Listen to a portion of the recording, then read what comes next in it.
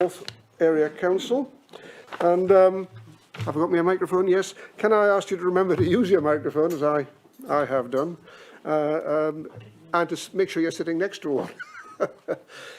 So we'll go through the procedure. The procedure to be followed at the Planning Committee is pages 1 and 2. I think we're all familiar with that, I very much hope. In that, we will have a presentation by officers, any public speaking, questions from members, then a debate, and preceded by a recommendation. That's the normal process, and that's what we'll do. Okay? I'll be handing over to the Vice Chair of Planning and item 6. Thank you. Are there any apologies for absence? I've received apologies from Councillor Bridget. Thank you. Are we otherwise all present, do you think? Right. Are there, the minutes of the meeting of the Northumberland Local Area Council held on Thursday, 19th of August, as circulated, is to be confirmed as a true record and signed by the Chair. Is that agreed as a true record? Are they agreed as a true record? Thank you. That's agreed. Thank you very much. Now we come to item 5, and as I explained, because the police have work to do in the real world, it's been necessary to bring them in before. Have I missed something? Oh, goodness, I have. Goodness, you wouldn't think I'd been doing this for 20 years. Disclosures of members' interests. Are there any disclosures of interest? I do apologise. Councillor Swinbank. Yes, thank you, Chair. I've got to disclose a personal pecuniary interest on item 7. Item 7. Does that mean you'll be leaving the room? Yes. Thank you. We'll remember to bring you back in. Any other disclosures of interests? No? Moving on again to item 5, policing and community safety update. And as I've said, I've put this early in the agenda to enable the police to carry out their job. And I'm going to hand over to Inspector Swan, I think, at this stage, to tell us how he's going to update us on policing in the north area of the county. Inspector Swan, the floor is yours. Good afternoon, everyone. My name is John Swan. I'm the Neighbourhood Inspector for North Northumberland, which covers Morpeth, Alnwick and Berwick. With us today on my right is Les Robson, who is the Sergeant for Morpeth. On my left here is Paul Sykes, who's currently the Sergeant for Alnwick. Les is currently covering for me as Acting Inspector at the minute, so he's going to give you the first update on Berwick. Good afternoon, everyone. To start off with, for Berwick, in the last 12 months, there's been a total of 1,314 crimes recorded within the Berwick area, which includes Berwick town centre and rural areas within the beat where we cover. In relation to that, the main area of reported crime is Berwick town centre and the Tweedmouth area, with a total of 852 crimes. In comparison, the rural areas are showing extremely low figures, with larger villages such as Wooler recording 120 over the year, and Sea Houses and Beedon only recording 80 over the year. Crime figures for these are peaked in the summer months due to the transient population we have with the Haggerston Castle caravan parks and the other caravan parks in the area as well. Crime figures increase seasonally due to the massive influx I mentioned about Haggerston Castle, and violence against person and public disorder were the highest reported crimes, but with the majority being in town centre due to the nighttime economy. Both are actually down by the year by 6 to 9% respectively. So violent crime is actually reduced, and so is disorder. In relation to local issues for Berwick, antisocial behaviour in the Berwick town centre, Tweedmouth and Spittal areas. Reports of youth antisocial behaviour increased in March due to the lifting of COVID regulations. As we expected, there was also probably an element of a lack of tolerance with people who are used to having no one around. Due to the above mentioned, this saw youth and alcohol-related ASB increase, with youth from Berwick and from over the borders in Scotland congregating in the town and causing some issues. Op Inhibit was created in that area to deal with this situation. Op Inhibit. And Berwick MPT worked with the colleagues in Police Scotland to target these problematic areas at the relevant times, which were initially Friday and Saturday nights, with quite a visible success in relation to those issues. Berwick Police provided high visibility patrols and task response colleagues into the area as well, so we had a multifaceted approach to deal with that situation. Op Inhibits continued through the summer months, and actual antisocial behaviour has reduced significantly as a result of that constant visible presence and obviously the work done with the offenders in relation to it. The other issue has primarily been Berwick's nighttime economy, which has come into the forefront again with the pubs fully opening. Oh. It's all right. Don't mind that song. Obviously, that they're opening up the restrictions, reducing for that. Berwick's unique in the fact that they've got 2 nightclubs up there on the town, both licensed to 3 AM. And obviously, the officers are out providing a visible deterrent in those locations and taking positive action, supplemented by our response colleagues again, and also colleagues from other areas as well that come in to assist with that nighttime issues. Partnership work is continuing through licensing in the council and local pub watch schemes to remove the problem people that are constantly going into these pubs and causing problems. And it is showing a significant improvement. Operation Beach Watch was brought in over the summer months because of the potential and has been shown increased visitation into the areas due to the reduction in lockdown, the advent of the staycation and the like. That was to provide basically a visible presence of police in areas of high footfall, looking at your parking areas, places like that, to deal with those issues before the start, including the licensed premises. And that's been really successful in the coastal areas and getting those officers into those areas. And Op Acorn, which has been an engagement initiative in relation to our partners and the rural inner areas away from the coast, heading into Kielder and those areas around Wooler and places like that. And I've just mentioned Op Inhibit as well as an ASB initiative. In general, the Berwick area is actually a safe place to live. Crime is relatively low in comparison to other areas that we police. ASB is relatively low in comparison to those areas we police. They're in the bottom half where we're looking at our figures. Pardon me, mouth's getting dry now. This is in, but the crime doesn't change around with the transient population, as we mentioned. So despite a huge area the officers are covering and the nighttime economy, we're working really hard with our partners in that area to get those issues under control and sorted. And I would hope that the councillors here have seen the work that our staff have been doing up there. That's for Berwick.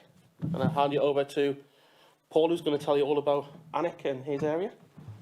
Good afternoon. In the last year, there's been 4,651 incidents in the Alnwick and Rothbury area. The vast majority, 3,208, were for the Alnwick area, and Rothbury had 1,443 incidents.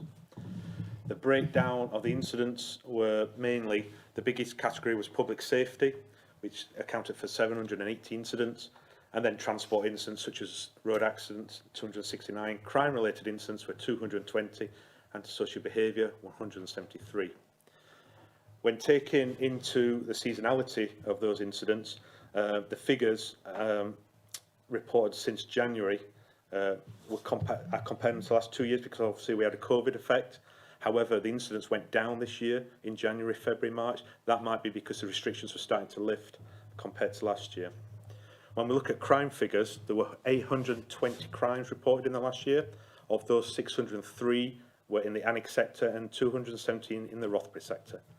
The biggest category was low-level assaults without injury, 252, criminal damage, 153, public disorder, 137, theft, 87, violence with injury, 69, and commercial and domestic burglary, 27. Again, when you look at the crime figures comparing to 2020, you need to take COVID into effect. So I've looked at the figures for 2019, and the figures for 2021 are comparable with 2019, with a slight increase in July and August, which is hit with the school holidays, and we did see a spike in sort of ASB type incidents in Alnwick due to that. Now, local issues for Alnwick, antisocial behaviour. We do a multi-pronged assault, if you like, for antisocial behaviour. It's not just about moving kids on. We deal with the local housing officers, social services. We've tried this summer diverting youth into sporting groups and other activities to get them off the streets. It's been successful. And we identify the ringleaders, make home visits, speak to parents, let parents know what the children are doing, and try and get the parents on board to actually reduce such incidents. And we've had some good successes in the summer with some of the ringleaders for the different little groups. Also, Alnwick Town Council is investing in a CCTV camera, which covers the bus station now. Really good quality. really good images, easy to get hold of because it's access from the police station, and that is obviously an area where the kids have traditionally gathered in the bus station. Alnwick nighttime economy is lower than in the last couple of years. However, that might be something to do with the economy and stuff. It is a bit less. We do have an active pub watch system there, and I think the deterrent for that is if somebody's barred from one public house, they're barred from them all. So it does have a deterrent when you're looking at the sort of rural area. Your next sort of pubs to get to are going to be Berwick or Morpeth, really. Rural crime, we do Operations Checkpoint, where we work with officers in Northumberland and also in other forces, doing nighttime crime operations.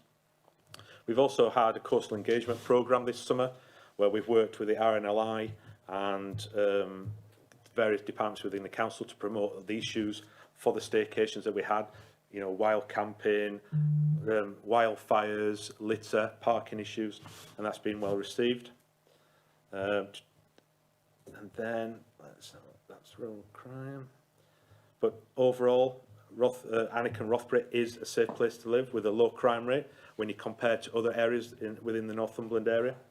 We've worked well in the last year with other agencies, and I'll work with anybody to achieve the aims that we need within the police. And in the last year, we've worked closely with Northumberland Council, the housing, the antisocial behaviour teams, private social housing providers, the licensing department, schools, local youth provision, community groups, the RAF Police at Boomer, British Transport Police, RNLI, Coast Guard, wildlife charities, National Trust, Forestry England and National Park. Those are the people we have regular contact with. Thank you.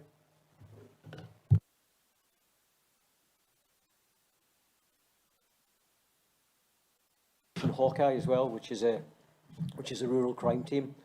It consists of an inspector, a sergeant, and there's 5 officers, including an intelligence officer, and they are basically concentrating on rural crime, and they are dealing with rural crime. So that's an extra cohort of officers that we have in the area that we didn't have previously. Thank you very much. So what I'm going to do is invite members to ask questions. Councillor Hill was first, then Councillor Watson, and I think I've got Councillor Anna Thompson. Sorry, Chair, I haven't done Amble yet. Do you want us to do Ambles? Oh, goodness me. Where's the Amble member? I'll have to give him my apology. I thought you'd finished on it. I do apologize. Amble comes next. I just thought you'd be sick of hearing my voice constantly, so I thought I'd split it up. I will skip that order of questions. Please press on. So in relation to Amble, obviously, in my day job, I'm normally the motor sergeant, and I cover Amble as part of that. So for Amble, for the past year, there's been 1,476 incidents, which again puts it quite low in comparison to other areas. The breakdown of those incidents are, the majority is public safety and welfare, which is a catch-all for incidents that get reported. After that, crime incidents is 376 and ASB 356. However, on looking through the past 3 years, actually reported incidents are below the past 2 years. So we're actually below. There was a slight increase at the beginning of the year, which could be due to the change in lockdown measures and the like. But at the moment, we're actually under what we expect for the years over the past 3 years. In relation to crimes, over the year, there's been 414 crimes reported. The majority of these crimes have been violence against person without injury. And just to put that into context, the way we record crimes that would be a common assault. And sometimes a person isn't actually assaulted to have a common assault, they just have the fear of being assaulted. So it could be an argument and they're worried about they're going to get assaulted. That ends up getting crimes as a common assault under National Crime Recording Standards. So that's probably not a true representation of what they believe is violence in the area. After that, it's theft and handling and criminal damage, which are considerably lower than that recorded crime. Once again, going through the seasonality, looking at the seasonality, within this period of time over the past year, our crimes are actually lower than they have been in the past 2 years in Amble's area. So the public might have a different perception, but the figures are showing that the crime is much lower in relation to that, and that's through the work that the MPTs and my response colleagues have been doing. In relation to the local issues, one of the main issues that gets reported is antisocial behaviour and issues around the Church Street and Queen Street area of Amble. Louise, who is the beat manager for the area, has been working tirelessly to try and improve that area. She's had lighting put into it. She's working with highways to see what they can do in relation to that. It's all focused around this bus stop which she's been constantly working with, and it's a regular topic of conversation. So that's still ongoing, but we are getting to it, and it is reducing slightly in that area. There's also, on speaking to the community, there's a perception of violence and drug-related issues when speaking to them. That's not shown in the figures, in all truthfulness. However, we're aware of those concerns, and over the past year we've had what's called Op Watchtower in place, where we had a large number of resources put into the Amble area, including traffic resources, response resources, neighbourhood beat teams as a high visibility approach. This led to numerous stop searches, vehicles being stopped and vehicles being uplifted for various offences by our traffic colleagues. So there's been a real push towards helping the community see that we're there and we're helping them. Surprisingly, another issue that's come up over the past year is Coca Island. There's been, because of the craze at the moment of canoeists and paddleboardists and the like, and drones as well, there's been issues with visitation to Coca Island, which is a restricted area, and drones flying over it. So we've been working with the wardens to actually look at that and see how we can solve that. And Louise and Darren, the CSO, has been speaking to the people involved and advising them of the restrictions and the like. With the nice weather, it became quite a big problem, and the wardens were really struggling with what was happening. So we've been involved in that. And the removal of lockdown as well has been a little bit of an issue in the area with the increase in the nighttime economy, which links back to potentially the reported drugs issues at the local premises. We're working with our partners in licensing, as well as us going into the house pubs and doing walkthroughs and the like to spend as much time in that area and deal with anything appropriately through pub watch or through licensing action to try and reduce any issues with our licensed premises, which seems to be having a benefit. In relation to anything in the future, we've got initial conversations at the moment. I don't know if anyone's aware of the Community Together programme that was used in Blythe recently. It seemed to be really good, and we've had initial discussions with the people that are running that and looking at potentially bringing that into the Amble area to see if we can get all our partners in there working with both the households and the youths to start building those bigger trust and community contact in that area.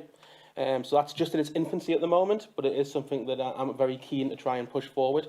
To be honest, we've done a lot of work in Amble, and we'll continue to do a lot of work in Amble, and we'll work with our council and with the CCTV and Alcom and people like that to continue working.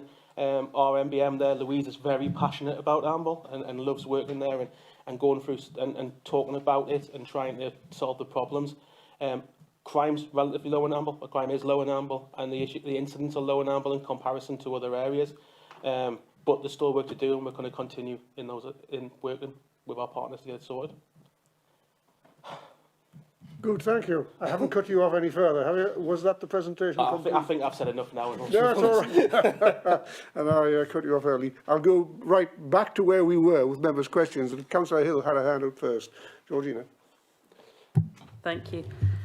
If I just can make a couple of quick points and a question, please. You mentioned a few times that Berwick, Amble is low crime area.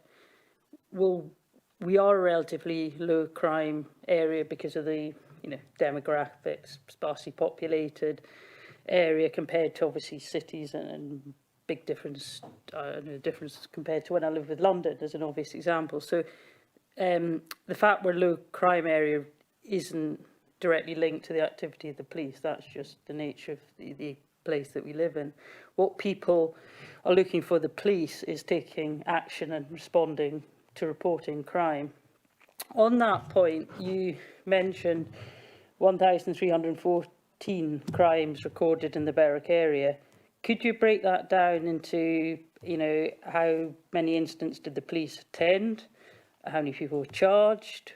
Other action taken, court appearances, convictions? Because, time and time again, I get the ring 101, report it, and people reporting crime often just so they can get a number to claim off the insurance if it's a theft, for example. So could you break down the crimes recorded to show that the police are responding appropriately to all these reported incidents? I can't break it down today. I haven't got those exact figures. However, I can reassure you that when we attend an incident, positive action is taken, and we do deal with things appropriately. Now, that might be through various means, criminal ways, but that might also be criminal matters. When we deal with stuff, it goes, obviously, as you're aware, it will go to the CPS and they'll make a decision in relation to how to deal with things from there. So that's, to an element of that, that's out of our hands. But when we're at the scene of something, we will deal with it fully appropriately and properly. Unfortunately, when you're asking about the breakdown of figures, I can't give you that today. I can sort it out if you want in the future, but I can't give it today. If you could, because I mean, I won't give the specifics to identify it, but, and I know the public, and we get it as councillors, can be unreasonably and hypercritical. But it is the complaint I get all the time. And I'll give you one example. I won't give you the specifics, but somebody was a victim of a relatively serious crime, hundreds, thousands of pounds of criminal damage, damaged personal property, and there was the evidence. It was recorded, this incident. They had evidence. They knew who the miscreants were, exactly where they were. When they went to report it to the police shrugged their shoulders, said, well, what do you want us to do about it? We're busy, etc. You know, it wasn't like, you know, you understand somebody, you know, there's always relativity. And if you say, I think somebody stole a Mars bar from Tesco, should that be high up? But when you have the evidence, you know where they are, it's relatively serious, you know, criminal damage, theft, and so on.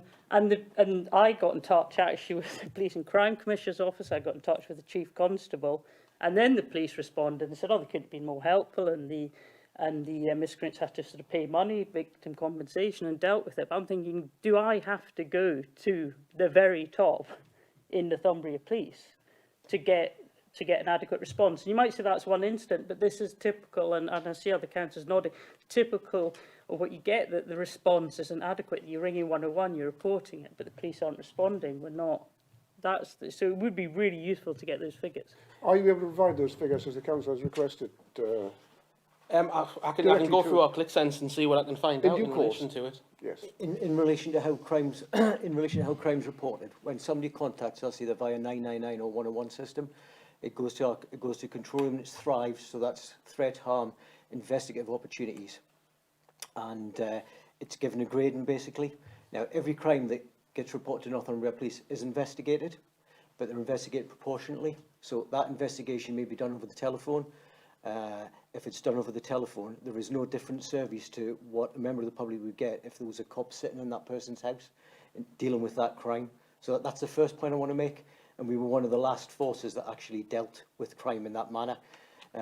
Going back a lot of years, you could report a very minor damage and a cop would actually be sitting in your living room taking those crime details. That wasn't the effective way for us to use our resources.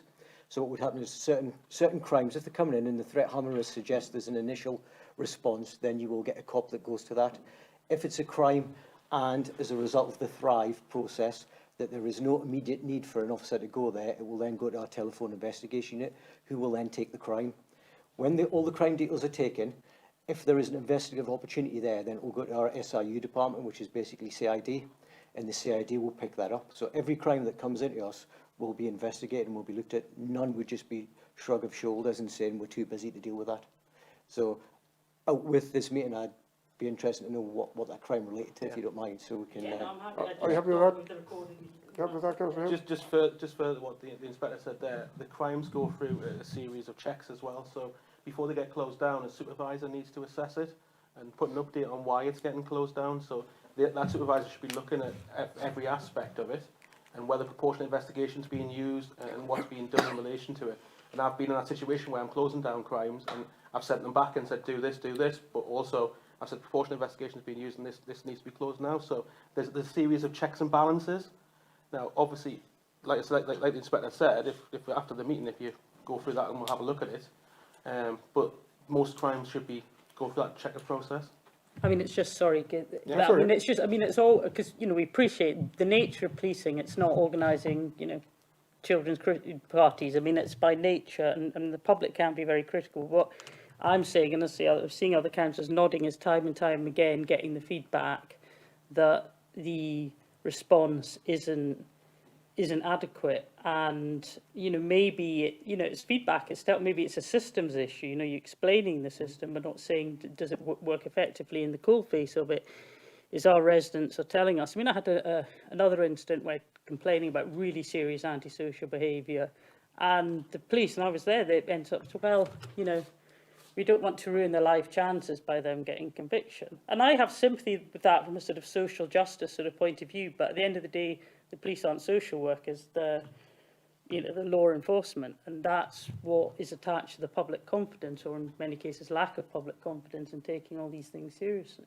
It isn't down to Northumberland Police how we deal with people in relation to, is it a charge, is it to go to court, is it a caution, is it a youth caution? It's down to Home Office guidelines, and we have to, as every other constabulary has to, work within those guidelines.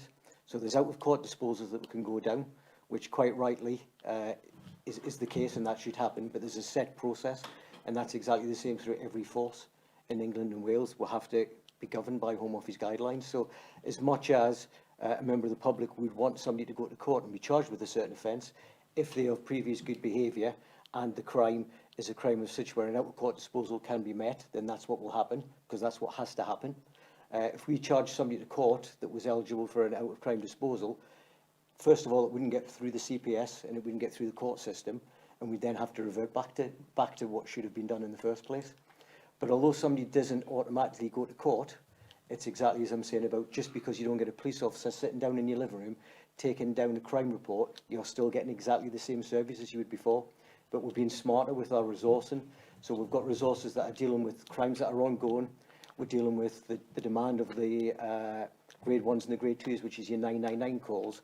And the majority of people that we speak to understand and appreciate the reason why, if there is no investigative opportunities, and all you are going to get as a result of that is a crime number, then that's what you'll get. Whereas years ago, you would have had a cop sitting in your house, you would have had a cop going doing house to house or checking for CCTV, even if there wasn't any. That's all done now at the point of contact with us. So it's thrived. So at the initial call to us, we gather more data than we did before. Years gone by, there would be somebody would make an allegation or call us up and say there'd been a break into a shed. That would be logged and the cop would go to that. There's lots more questions now get asked so that we can make a decision, does a cop need to go to that? And that's how we deal with incidents. Thank you. That's very interesting. The whole thing is, of course, we don't have this opportunity very often, so I'm letting it go a bit, but if you're satisfied with that answer, I'll move on. Thank you to Councillor Watson. Thank you, Chair. Just a couple of quick questions. In my area, I don't have the same issues that Councillor Hill has just been expressing. I generally don't get complaints about the way the police operate. I just would, two things. I think you've given a report for Amble, but I thought the other sergeant had Amble. You've got Warkworth and Amble's in a different section? Thank you, that's that one answered. The second one is, you talked about the Home Office guidelines. Have you got clear guidelines about traffic and parking? That seems to me to be a big issue, certainly in Amble and the north-east coast of Northumberland. It seems not clear as to what the council are supposed to enforce and what the police are supposed to enforce. I've come across cases before where I've spoken to the police and they said, oh, it's not us for that offence, and the council have said, it's not us, it is the police. I'm not sure how clear this line is, and I know on the scale of things, parking offences are very low down, but they're very important in a town where it happens over and over and over again. Particularly little things like people parking across drives. Is that a police matter? I believe it is, but trying to get the police to do anything about it seems extraordinarily difficult. I'd like your comments on that. We did decriminalise parking, didn't we, some years ago? But it's, well, you tell me. Yes, I'll answer your question. question. Go on, you're quite right. So, in relation to the general parking, it's predominantly the council that deals with general parking issues. We can deal with offences such as unnecessary obstructions of footpath. So when people are parking directly across footpaths and pushchairs can't get down, we can issue fixed penalty notices for that side of things. Blocking of drives, I understand exactly where you're coming from in relation to it, and you could argue that's an unnecessary obstruction, which we could deal with. But predominantly what we're trying to do is say, have you spoke to your neighbours and asked them to move the vehicle if it's your neighbours and stuff like that. Obviously, sometimes it might be part of a neighbourhood dispute, which our neighbourhood teams would be involved in anyway. So yes, there's an element of greyness there. I understand that, But in general, unnecessary obstructions of footpaths, we can deal with that. Issue fixed penalty notices, obstructions, we deal with, and issue various notices or get the vehicle moved, which I've done in my 20 years in this job. But parking in general is really a council matter. Can I just say that? Can I just say to you then, having spoken to our parking people just the other day, they're telling me that the only way that they can issue tickets is if it's on a street that has a traffic regulation order. Right? That's what they're saying. So the majority of streets don't have. So those parking issues are not the council's responsibility, as I understand it, but the police responsibility. So our traffic men can't go out and give a ticket to someone parking across a drive or parking on a junction if there's no traffic regulation order. That's going back to what I said before about obstruction.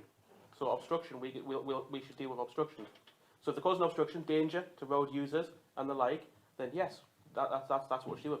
But parking per se, as in what you talk about parking tickets, that's different. Yeah, I'm not talking about parking. You're talking about someone parking on a junction, which is a danger to other road users. Then yes, that would be something for us to deal with.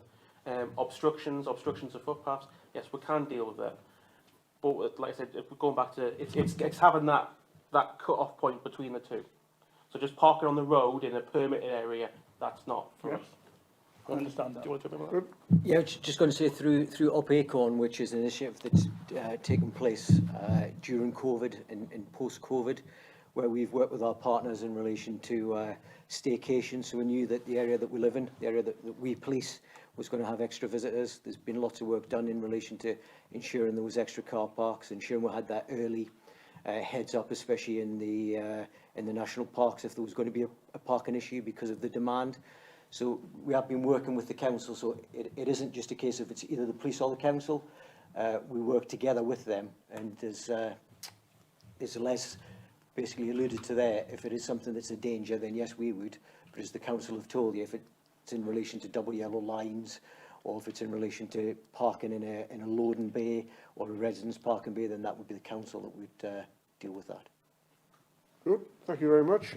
Councillor Ryan. What I would just add is yeah, that through parish councils, if there is any issues in relation to particular areas with parking, and it's an issue that is causing your residents lots of angst, then contact the local neighbourhood team. I think, to be honest, Amble Town Council do that regularly with the police that we're talking about, but we haven't resolved it. I'm sorry, but it's still happening. So I think we've been talking about it for about 4 years, so it doesn't stop. I think the problem that we have, and as a neighbourhood team, and my two colleagues here will agree with this, is that there is lots more cars on the road or cars per household than there is now. And a lot of issues that we get through the neighbourhood team is people complaining that there's a car parked outside their house. When we go and we deal with it, then there isn't actually an issue there because that person is allowed to park there. That is not one of the questions. I fully understand that. Every councillor knows you do not own the road outside of your house. So we're clear on that. Yeah. So that's not an issue. It's the other bits, the wrongful parking, which is the big issue. Anyway, I've spoken enough. Thank you. That's okay, thank you. Thanks very much, gentlemen. Councillor Ryan Thompson. Yes, thanks, Chair. I was going to ask about Operation Acorn. I'm a big believer in it. I think it's worked. I've certainly had far less complaints on my part of the coast. This is Banbury, Beadnell, Sea Houses, than I had last year. I think the police and the council have worked well together. I'd agree with Jeff on the parking.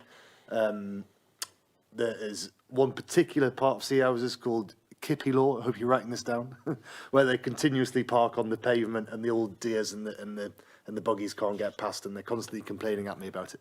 But other than that, I think we've had quite a good summer. So I just wanted to have a little bit of report from the police on how they thought that's worked. Thank you for that. As you're aware, we've done the coastal engagement days at Amble, Sea Houses and Alnwick area, and we've been working closely with the partners from RNLI, the council, to address these issues, and we've been speaking to a lot of visitors. We are aware that the demand for holidays on the coastline has created extra pressure on car parking, litter, and these are the sort of complaints we do get, and we do it. We are out there addressing this as much as we can. We know it's a big issue, especially parking. But as you know as well, some of the car parks just cannot hold the amount of demand that there is, and at the peak times we're seeing that. We actually saw a lot in the springtime, especially inland, because when the shops weren't open and other sports centres were open, we had more demand for outside walking. So we actually found a lot of parking issues were at the beginning of the year, and that's sort of reduced inland. But yeah, the coastal areas were busy all summer. In relation to Acorn, that will continue as a result of COVID. We have been working a lot closer with our partners, and we have built up a better, without a doubt, working relationship, and that's with Forestry Commission, that's with Northumberland County Council, it's with the Rangers, and that's something that we're going to continue to do. So next year will be the same. So I just want to reassure you that next year it's not going to change. This is a new way of working. It's a new way that we are working with our partners, and that will continue certainly in the future. Thank you. Councillor Seymour. Thank you, Chair. Yes, I just want to thank you for coming here today to speak with us about police issues. And I just have a few things here. You mentioned that in the Berwick area where I am, Berwick North, the social disorder is down 6 to 9%. I know that there's been a reduction of use on the new road because we had quite a lot of antisocial behaviour down there. And I know that the park groups have told me that it's been reduced, so there's not as much. So that's good that has been reduced. But on the increase, I think, is boy races on Bridge Road, where they race along there and then over the old bridge. And I just wondered what you're doing, if you're doing anything to monitor that, and you're aware of that. And the other thing is, there's also a bit of an increase in graffiti around the town and on the old bridge, which is 400 years old, so it's not good to see that. In relation to, I'm not going to use the term boy racers, in relation to the vehicles that are driving in an antisocial manner, we are aware of some reports in relation to that. So we're utilising CCTV, we're utilising our traffic officers, uplifting vehicles. If you look at Northumberland Police website, you'll see quite regularly that there's vehicles being uplifted for offences, including no insurance and antisocial behaviour whilst driving. What I would encourage people to do is, if there's a call that's a neighbourhood issue, via our website, on the front page of Northumberland Police's website, it's contact your local team. Any problems, if they can contact us in relation to that. So that's not a 999 call, obviously, and that's not a call that needs an emergent a response straight away. We've made mention of 101. Sometimes you can be on there for a long time to get through it. It's a national service that there isn't anything we can do about that, other than the things we're putting in place, which is if somebody is a victim of crime, then they will have email addresses, they will have contact numbers for our cops. So if they need an update in relation to anything that we are dealing with, they don't have to go through the 101 system. So as soon as you've got a point of contact, you can contact that officer direct, or you can email them direct, which will free up the 101 system for people that are calling in with new issues. But certainly contact your local team is a great way to get in touch with the neighbourhood teams. You just need to put in your postcode, and when you put in your postcode, it'll give you your neighbourhood team, it'll give you contact details, and it'll also give you an email address as well. The neighbourhood teams work a different shift pattern to the response cops. So basically, you'll never have a neighbourhood team that are off duty for more than 2 days. So if you're unfortunate enough and you send an email just as they're going on to their 2 days off, then unless it's an urgent issue that needs addressed straight away, that will be picked up by our front office staff. But if it's an issue, as I say, that can be dealt with later on, then they'll pick that up. So as I say, the longest you should have, if you use that system, is 2 days before you contact us. So in relation to the people that are driving around, yes, we are aware of that, and we are targeting that. In relation to the graffiti, we haven't seen a great deal extra reporting in graffiti in the town, certainly not in the last 2 or 3 months when I looked at figures. But again, I would just encourage people, if they do say anything, then obviously we need to be made aware of it, because unfortunately, social media has a great way of giving a complete different perception to actually what's happening in the towns.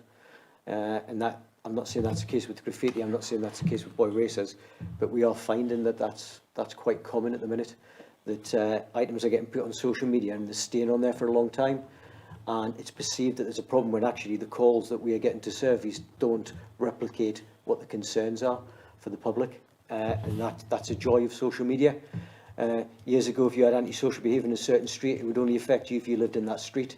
Now what we're finding is that people are sharing that on social media, so before you know it, there's this massive perception that we've got massive antisocial behaviour, and that's in all towns that we cover.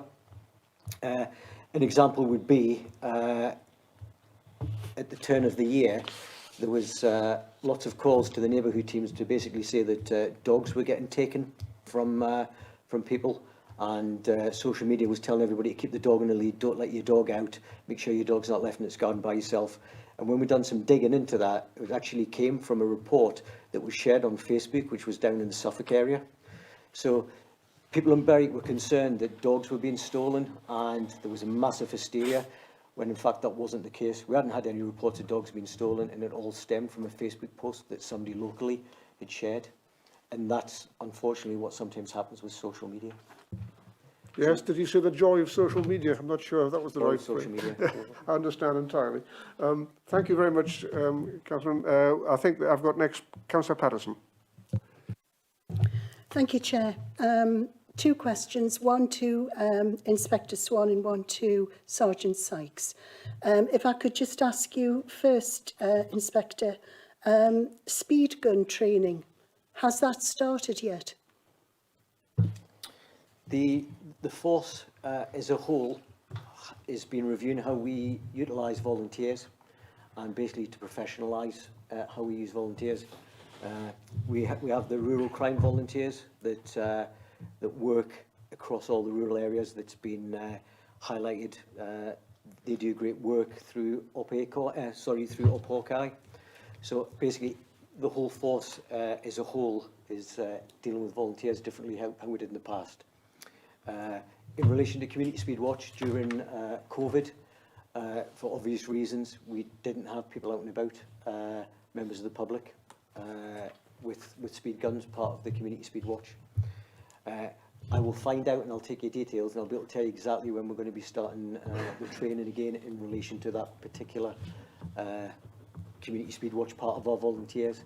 But as I say, as a force, we've completely reviewed how we use our volunteers as a whole. So I'll take your details and I'll get back in touch. That's fine. My name's Wendy Patterson. I'm the County Councillor for the Long Houghton area, which I think Sergeant Sykes looks after. And if I could just say, it's a very belated thank you. But last year, you know, after COVID finished and everyone was released, my villages were absolutely inundated. I say my villages, but the villages in my area. Sergeant Sharon Wilmore Greaves was excellent. She rang me nearly every week just to update me and keep me informed and whatever. So I'd just like to say a belated thank you to her. And I just really wanted to ask a question to Sergeant Sykes. I think it's been much quieter this year as opposed to last year. I don't know how you feel, but I'd be interested to know if you've been... The villages that were mainly affected last year was Boomer, Craster and Dunstansteads isn't a village, but it certainly had a lot of people there. And those really were the three big ones. And I just wondered how that fared against this year. I think it's actually been busier this year. Really? But we've been out in those areas because we're recognised that after, when lockdown started last year, we had obviously the complaints in those villages, people coming in, car parks couldn't cope. So I think it's the work that we've done with partners. It's actually busier. You know, there's a lot of tourism. My wife works in the tourist industry in Northumberland, and their demand is very high still, and their capacity and their demand is going through October, November, December. January bookings, February bookings. It's going to continue. So I think it's been very, very busy. Right, that's interesting. I haven't had as many calls, I've got to say. Yeah, I mean, we are out in these areas. We've got, Les mentioned Operation Beachwatch, which is an operation that we've run in Morpeth, Berwick and Alnwick. And that's where I send a car out every shift, and their job is to go up and down the coastline to all the car parks, all the villages. They conduct speed watch when they're there, they check the car parks, and that's a resource every shift, just doing my section of the coast. And that's occurring in the Berwick area, in the Morpeth area, and that's a neighbourhood policing car that's dedicated to the coastal villages and the coastline. So those areas are getting visited every day, more than once. So yeah, and when we do see people that are parking in the place we shouldn't, we'll engage with them, ask them to move, and there's all that type of work going on as well. And Yeah. yeah, so. Thank you very much. Thank you, Councillor I Patterson. think the key thing is, what was mentioned there, is that we was obviously aware as an organisation and our partners that you know, this summer was going to be different to summers that we've had in the past, and we're always going to have an increased amount of visitors to the area. And I think it is the work that we've done with our partners, and that's all the partners. That's Northumberland County Council, as I say, that's Park and Wardens, that's you know, the park rangers. We've basically had a plan, because we knew it was going to be a busy summer, and that plan's worked, which is why I mentioned that next year is going to be no different. We've got lots of different working practices now, and a better working relationship with our partners than we ever have, and that will continue. Excellent, thank you. Councillor Hunter. Thank you, Chair. Just sometimes on the 999 calls, because 2 or 3 times we've had incidents in my ward where we've had use on off-road on bikes and that. And it's a case of residents get fearful because something could happen. They might not have insurance. The youngsters could get hurt. But if they're doing 999, the 2 or 3 times it's about 4 days before they come back to them. So residents are sort of saying, well, what's the use of reporting that in? Because by the time they've come back, if they're an older person, they've forgotten the details, you know, asking, you know, did you get, what's the colour, what did they look, what was heights, and I know it's to build up your thing, but they're feeling that, you know, 4 days is a bit out.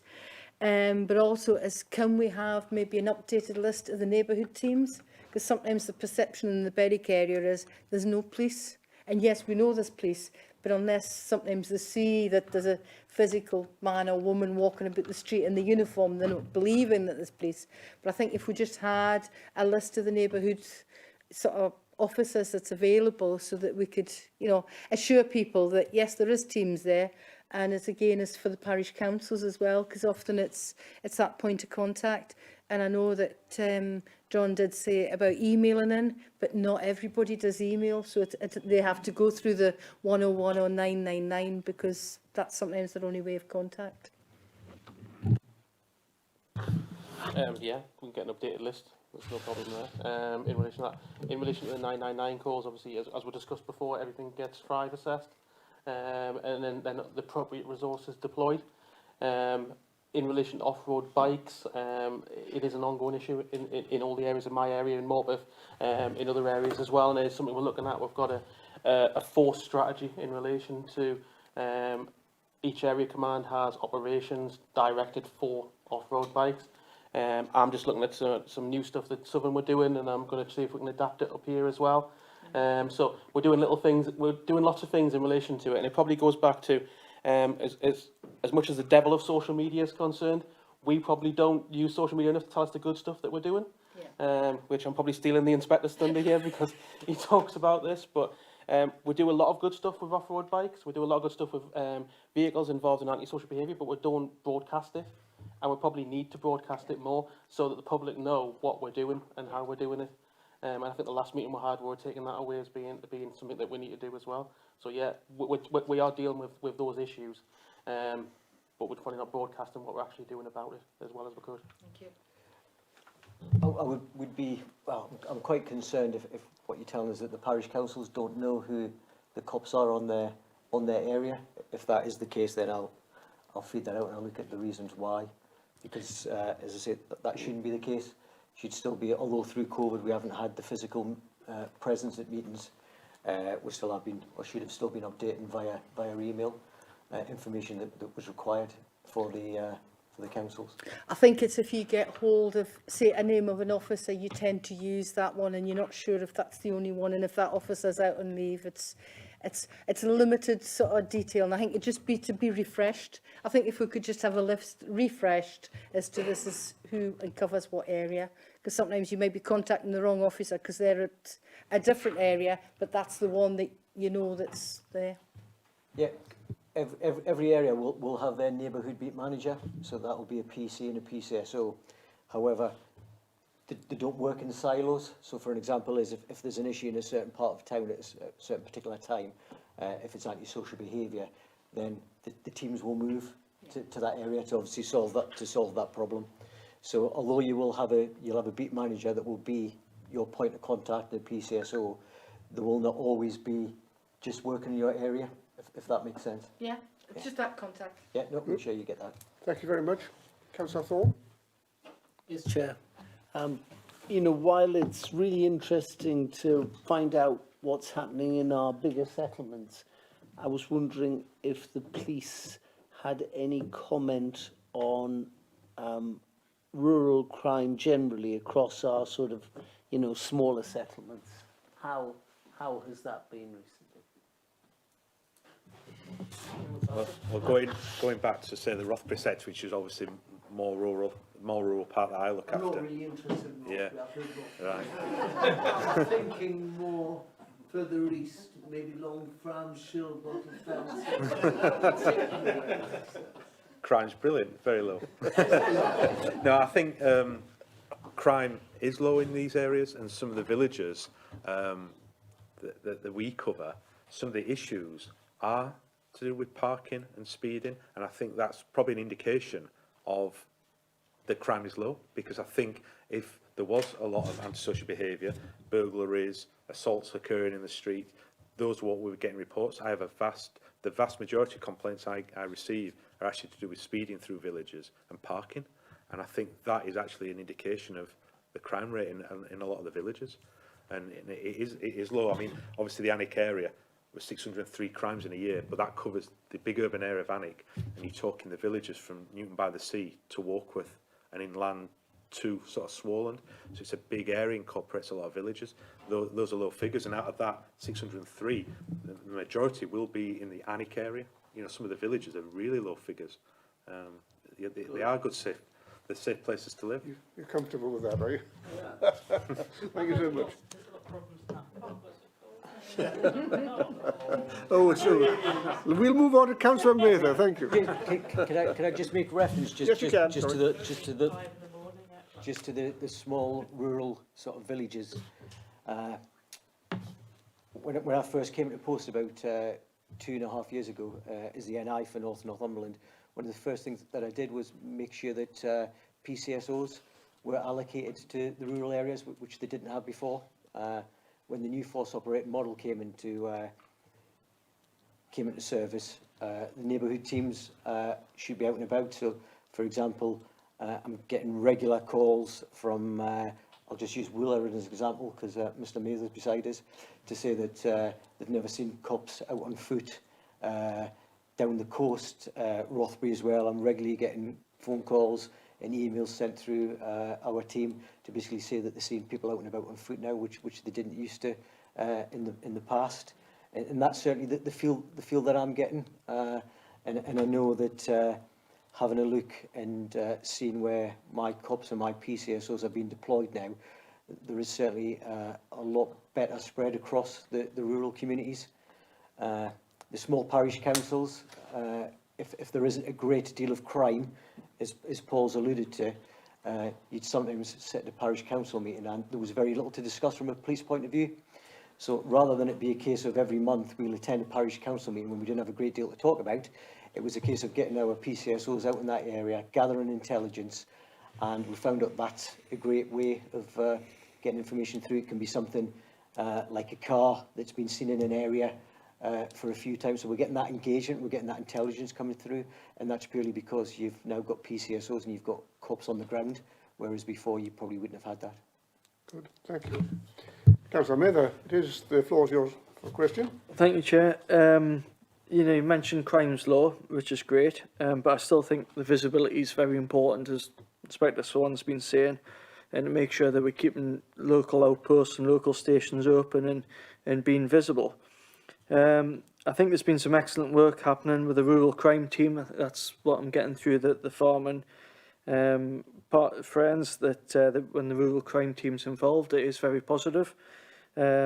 I've personally been involved in Operation Acorn. Again, I think a good thing to come out of COVID. It's been very positive. I think I echo what Councillor Hill said at the start.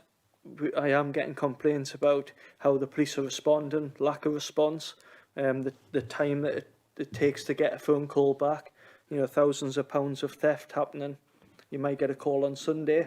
I don't think that's really acceptable.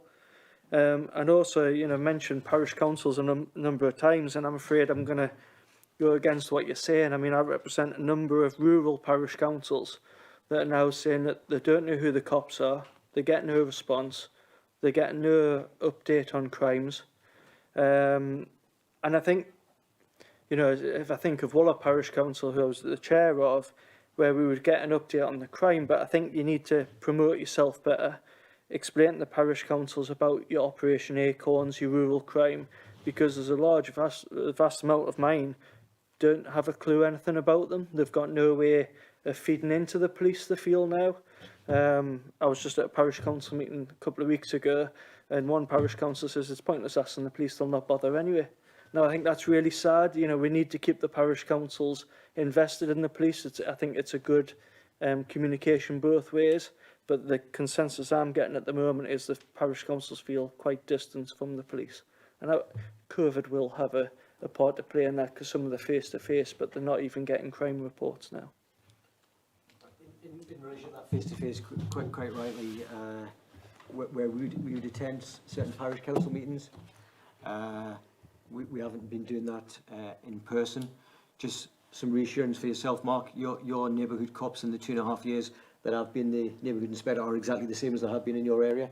So there's no difference. So it's quite strange to say how they don't know who the cops are, because it is exactly the same cops, certainly for the last 2.5, 3 years, that's already been there. As I alluded to earlier on, yeah, parish council meetings, we don't attend it. We will not certainly be attending every single parish council meeting, and that's moving forward as well. If there is an issue that we need to pass across to the parish council, then that will be passed across. Information that used to be given to parish councils 2 or 3 years ago was information that didn't need to be given, and probably shouldn't have been given as well, to be honest, in relation to what we can pass across to you and what information that you need to know. But as I mentioned earlier on to the gentleman, the visibility in Wooler and the visibility in all the rural areas now, what I'm getting back from the public is that they're seeing cops on the beat, which they've never seen in the past. And that's the way that I would rather it be, rather than every month sitting at a meeting and getting that intelligence that could be a month old.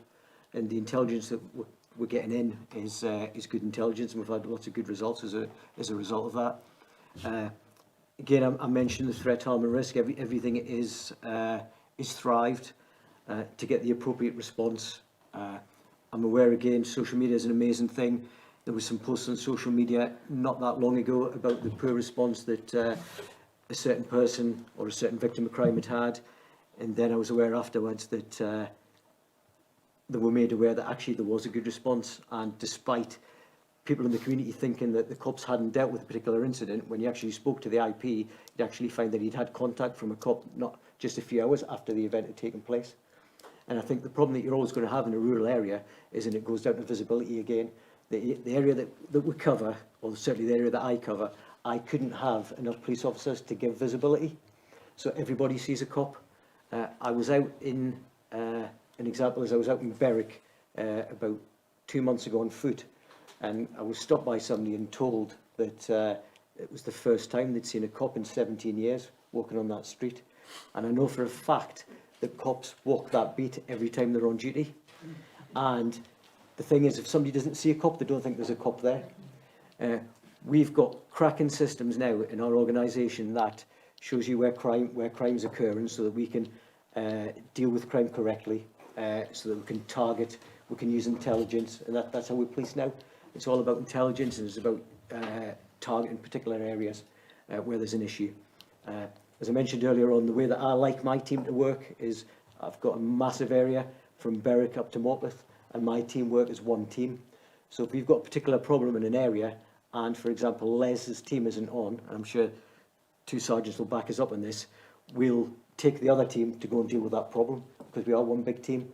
And the days of working in silos has gone. We now work using intelligence, and I put my resources where the resources are needed. And that may mean that people in a particular area haven't seen a cop for a few days, but that's because those officers are actually doing something elsewhere. And when they can, then they'll be back doing their visible patrols in those areas.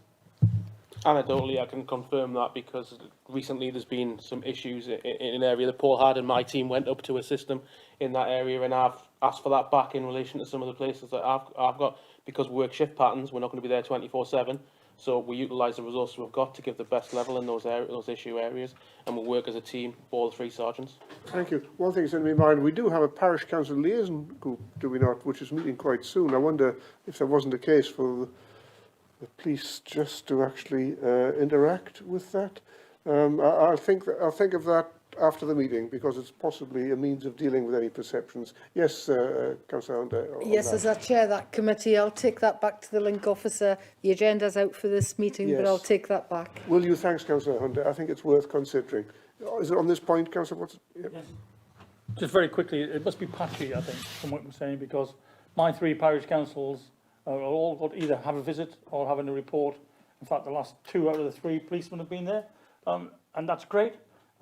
But personally, it's great if they come along and talk to us. But if there's bigger issues out there, I'm very happy for them to be doing something else. So if they don't come, a report is good enough for me. But we have no problem in my 3 it's all parish my councils. areas.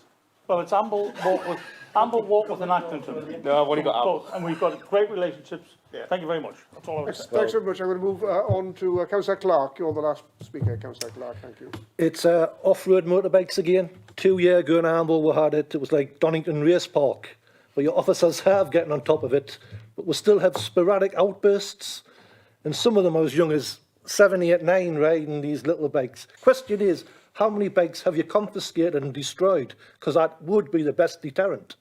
And the second question, to follow that up, and I'm finished, are you aware of extreme right-wing literature being delivered in Amble at the moment, being posted through street doors? I don't think it's a banned organisation, but it is extreme. In relation to the second thing, I haven't had any reports of that come in. If you want to give us some further details, I'll have a look. I've got into pictures, that. I could post them on here. Just send them directly to me. I would hope you've already got my details anyway, and I'll have a look at it and take it from there. Off-road bikes, once again, I can't give you exact figures on the exact ones we're crushed. Obviously, we issue various notices and warnings in relation to bikes. We seize them.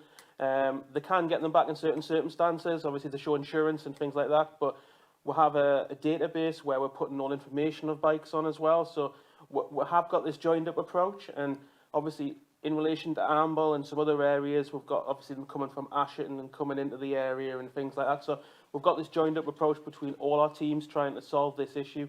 I know it's an issue, and it's on top. It's on one of the top, well, close to the top of my agenda for trying to solve and sort out. And as I said, I've just been involved in a meeting today, and Southern Area Command have mentioned a few things they were dealing with, and I thought to myself, might try that over here and see if it works. So we're trying different approaches and see if we can get it nipped in the bud. Thank you. Okay, thank you. That's been really good. It's gone over now. I think as chair, I'll just add one little point. I don't know how members are all aware. There's an increase in 20-mile-an-hour speed limit provision. Certainly in Alnwick, we've got the local plan, the transport plan is including increasing 20-mile-an-hour limits. But of course, they aren't enforceable. The police don't enforce them. And I know we wrote to I think Councillor Swinback would confirm we wrote to the police commissioner. I don't think we ever got a reply, did we? And the concern is, you should be aware that a 20-mile-an-hour speed limit is simply, frankly, a means of asking drivers to slow down. They're not enforced. Are you able to confirm our understanding, my understanding of that, John?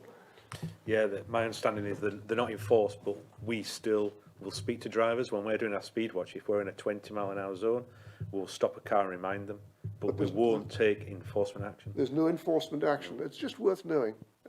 Thank you very much. That was the only point I wanted to make. We do deal with it through speed watch. Thank you so much.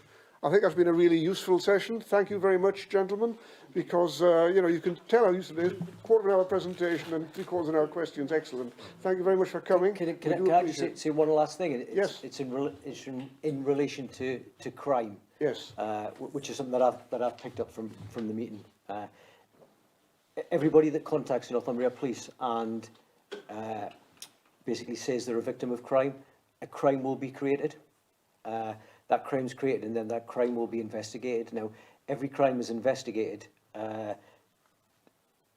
proportionately, is what I'm trying to say. So, what I want to get across is that, and certainly for council has to get across to residents, etc., and we'll do this as well through the neighbourhood policing team, is that every crime is investigated, but it's investigated proportionately. As I say, going back years ago, you would have a cop that would sit in your living room. 20 years ago, when I first joined, you'd go and you'd go to an allegation or a crime, and you knew that there wasn't going to be any way that that crime would be solved because there was no evidence. But you'd sit down, you'd have a cup of tea, you'd have that conversation, you'd take a crime report, and people would be happy when you left. Lots of times now, people call us, we'll get a crime number straight away. That crime will be looked at, and depending on what information is given across at the start of that process, will be decided upon if a cop will actually investigate that crime. So yes, you will speak to somebody from the telephone investigation unit. They will take details, and if there is any investigative opportunities, then that will be allocated to either an MPT cop, somebody from our SIU, which is similar to CID, or a response cop. So if there is any leads, or there is any evidence, or there is any suspects that we can progress that crime, then they will be looked at. There will be occasions when, as a result of the information that we get, that a crime number is just passed. But it's not because we're not bothered about it. It's the fact that that crime, we've done the early assessment, and that crime will not be detected. And that's the reason why it'll not be allocated to somebody. And again, it's all about resources being deployed and thinking smarter than we did in the past. I think you've made those points really quite clearly. I'm certainly clear about it. We did have a meeting in Alnwick recently about this kind of thing, which is why I haven't asked many questions. But I am grateful that you've had very frank feedback and some very useful exchanges. And I do thank you for coming. And it won't be the last time you're coming, but thank you so much, the three of you, are turning up at the LAC. Thanks, gentlemen and ladies. And you are free to go whenever you wish. I don't expect you to sit through the rest of this. Thank you.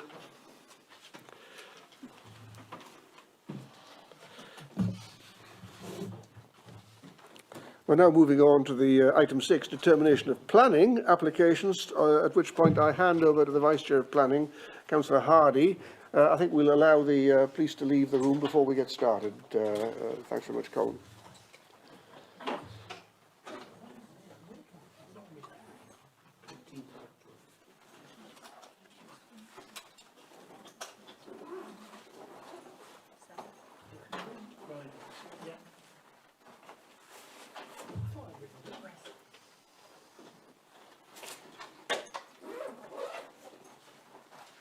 We'll give it a stir. Creak, creak, creak. I forget what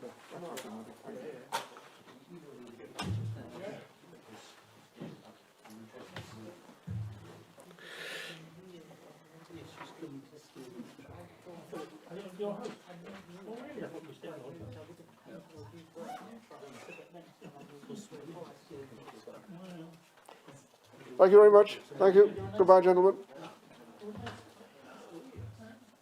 Okay, the floor is yours, Councillor Hardy. Colin, you have control. Thank you.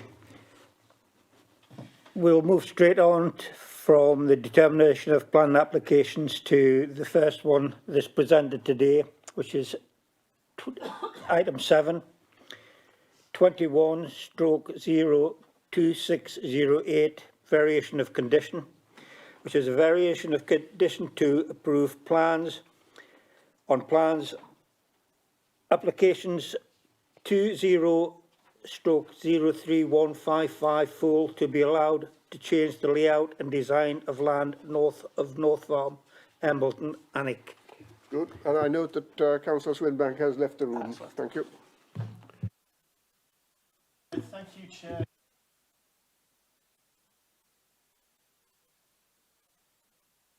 This is it's an application to change the approved plans on an application that members may remember was brought to committee back in February of this year for the development of 6 tourism units on land north of the existing farmsteading at North Farm, Embleton.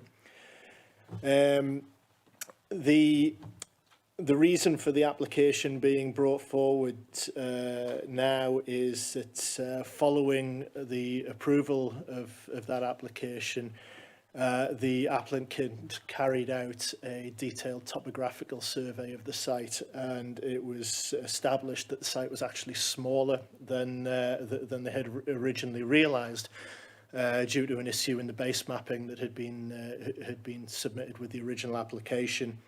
So this application comes forward now to amend the site layout, basically in order to try and fit the approved buildings into the space that they've got. By way of a reminder, the application site is located in open countryside, approximately 400 metres north of Embleton.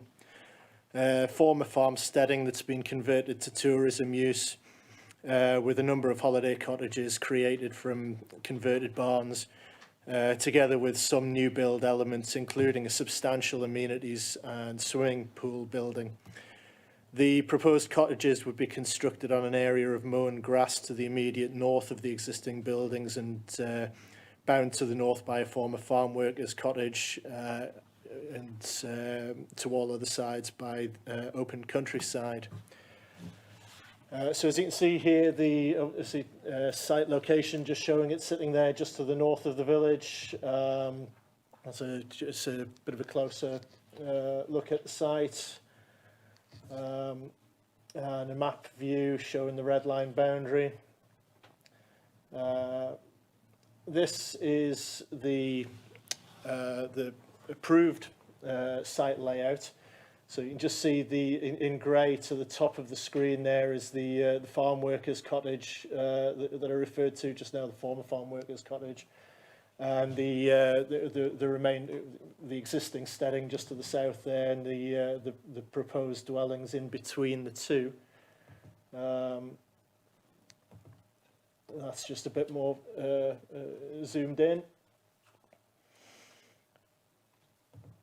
This there now is the proposed amended layout, so you can see that the larger of the units, it's a combination of units 1, 2 and 3 just to the south of the site there has been tweaked just to to make it fit in. It actually fits in slightly better with the landscape, with the topography of the site now. But otherwise, it's pretty much as you were. This one just gives you a comparison between the two. I don't know how clear that is, but you can see at the top in the light blue there where they originally thought that the cottage was, with one of the proposed units just at just next to it. So that's obviously come further down to the south.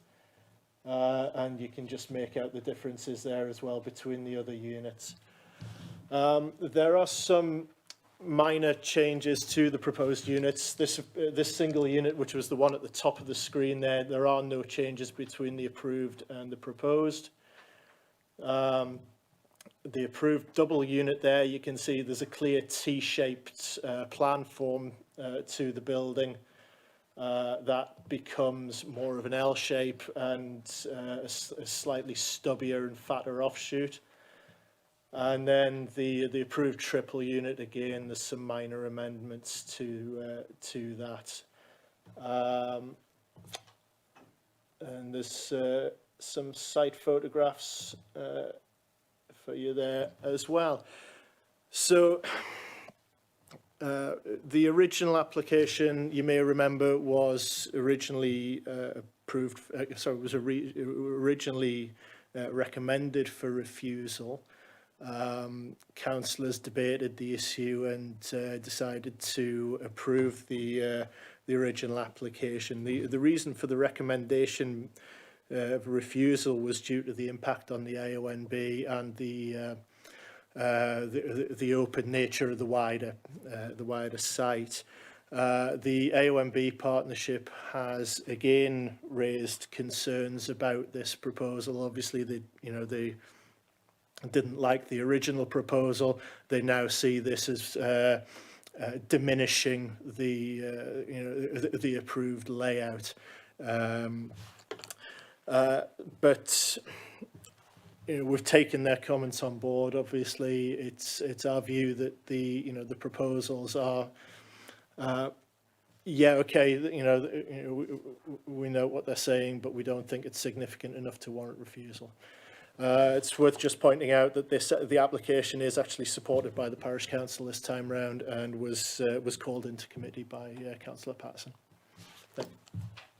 Yeah. Sorry. It was my understanding that you had. Is that not true, Councillor Farrell? I didn't, because I was against this development and voted against it. Yeah. But I couldn't see that I would win it, if you like, so I didn't even vote. I'll go back and check, but my recollection was that you had asked for it to be brought to committee for debate, but yeah. I'm positive on that. No, fair enough. I was devastated because the AONB, as you know, is in nearly all of my villages. And so I always, not always, every single time, but I always try to adhere to what the AONB advises. And in this particular case, the planners were against, AONB were against, and the parish council were against. And the council, I think there was only Councillor Hill and I voted against it. Can I just clarify as well, another reason why we've brought it back to committee is because committee made the previous decision. So then the very codes come in and we just felt it appropriate to bring it That's back. probably why you did it, but I certainly didn't call it in this time. Not when there was 8 to 10, 8 to 2. I didn't think it was possible. Right, just before we go on to questions for members to the officers, but we're just clarifying that this has been before us. Wendy's saying she has no recollection of support for it, but it was voted through by members, and we would be going against the decisions of the members moving forward. So any questions to the officers?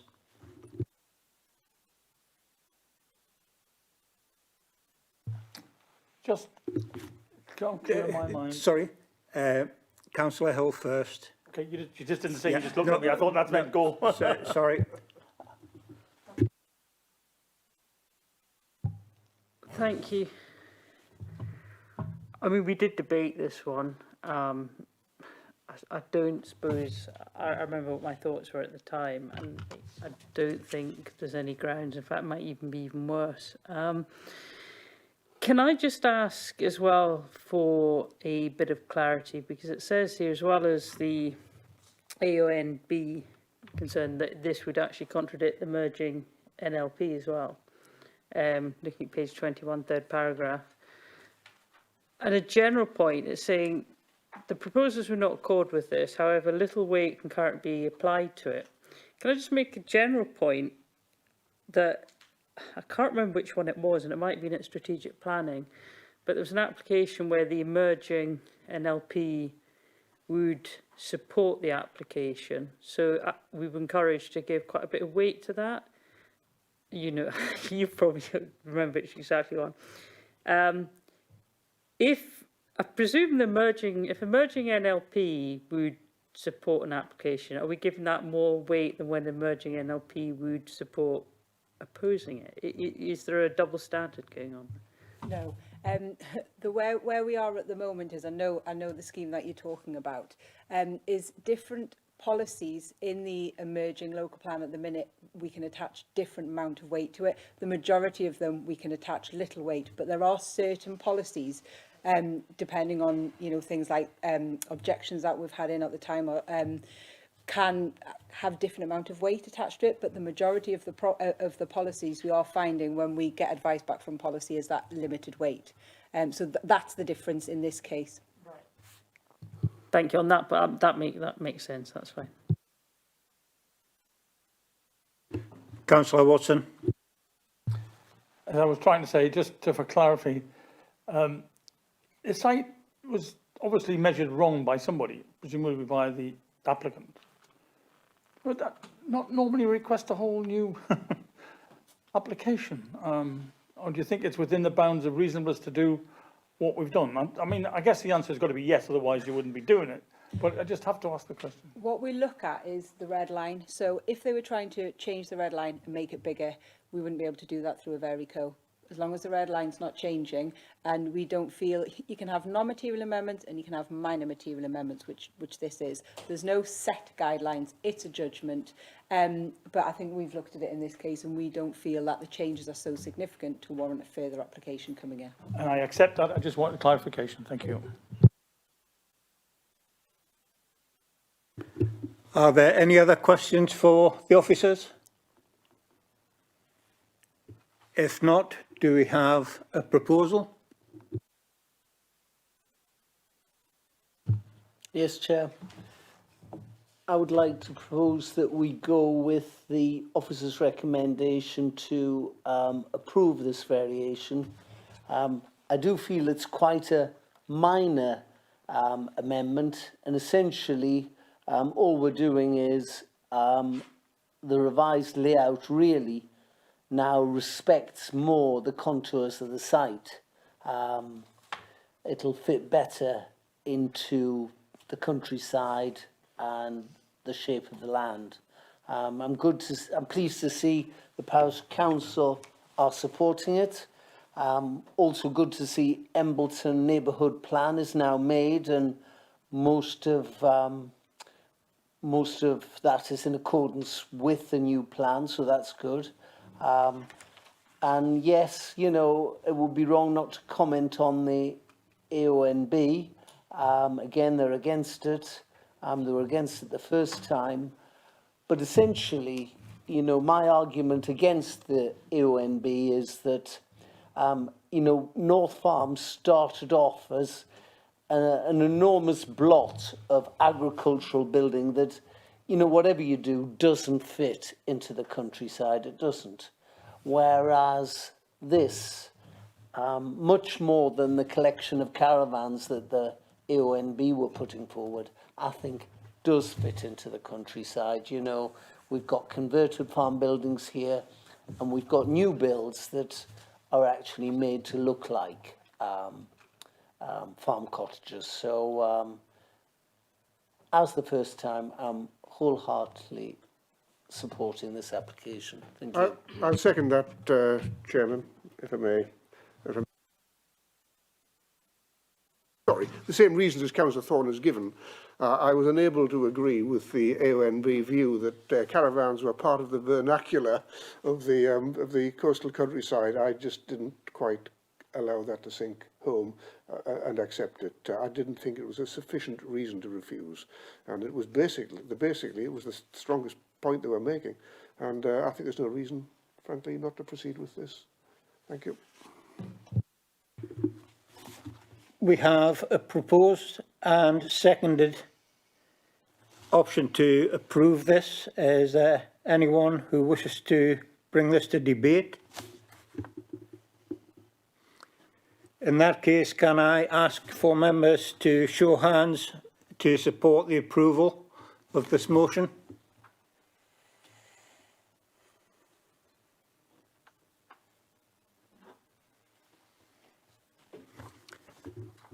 Thank you.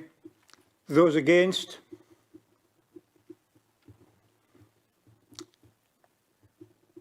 Abstained?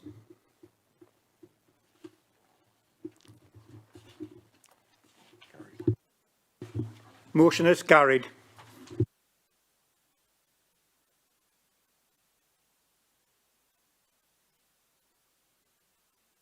you bring Councillor Swinbank back in? Thank you.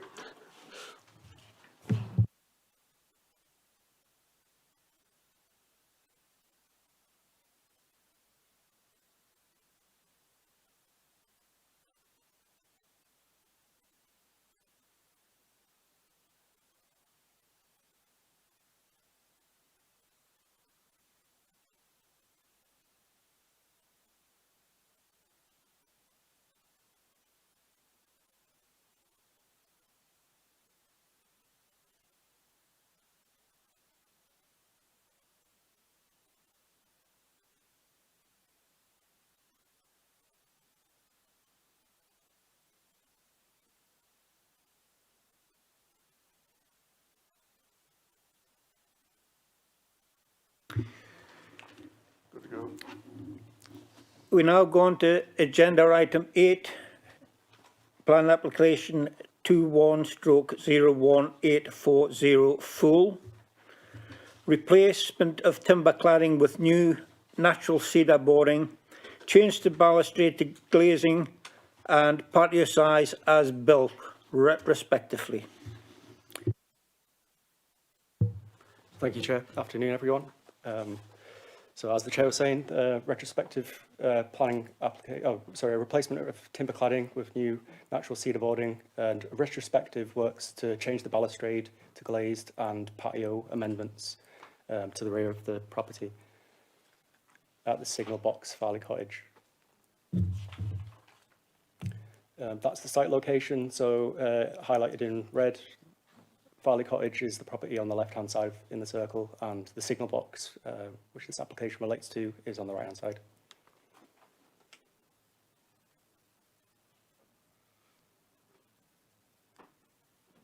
Sorry, it's just taking a few moments to update. So there's another location plan highlighting the signal box in red there next to Farley Cottage, and the wider location of Ellingham.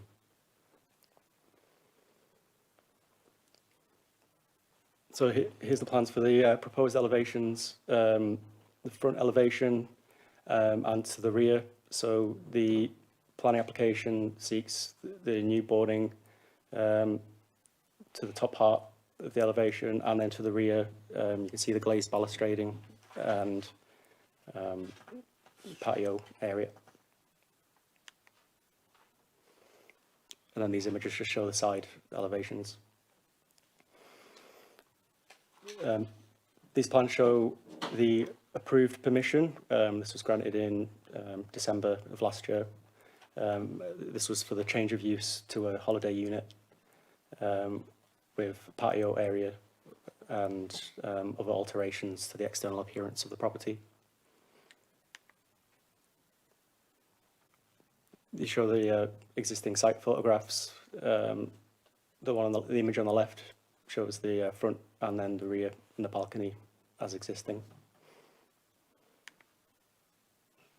And then photographs here of the balcony itself, and then an image looking eastwards towards the cottage as you're entering into Ellingham. That's the end of the presentation. The officer is minded to approve the application. Thank you. Thank you. Is there any questions for the officer?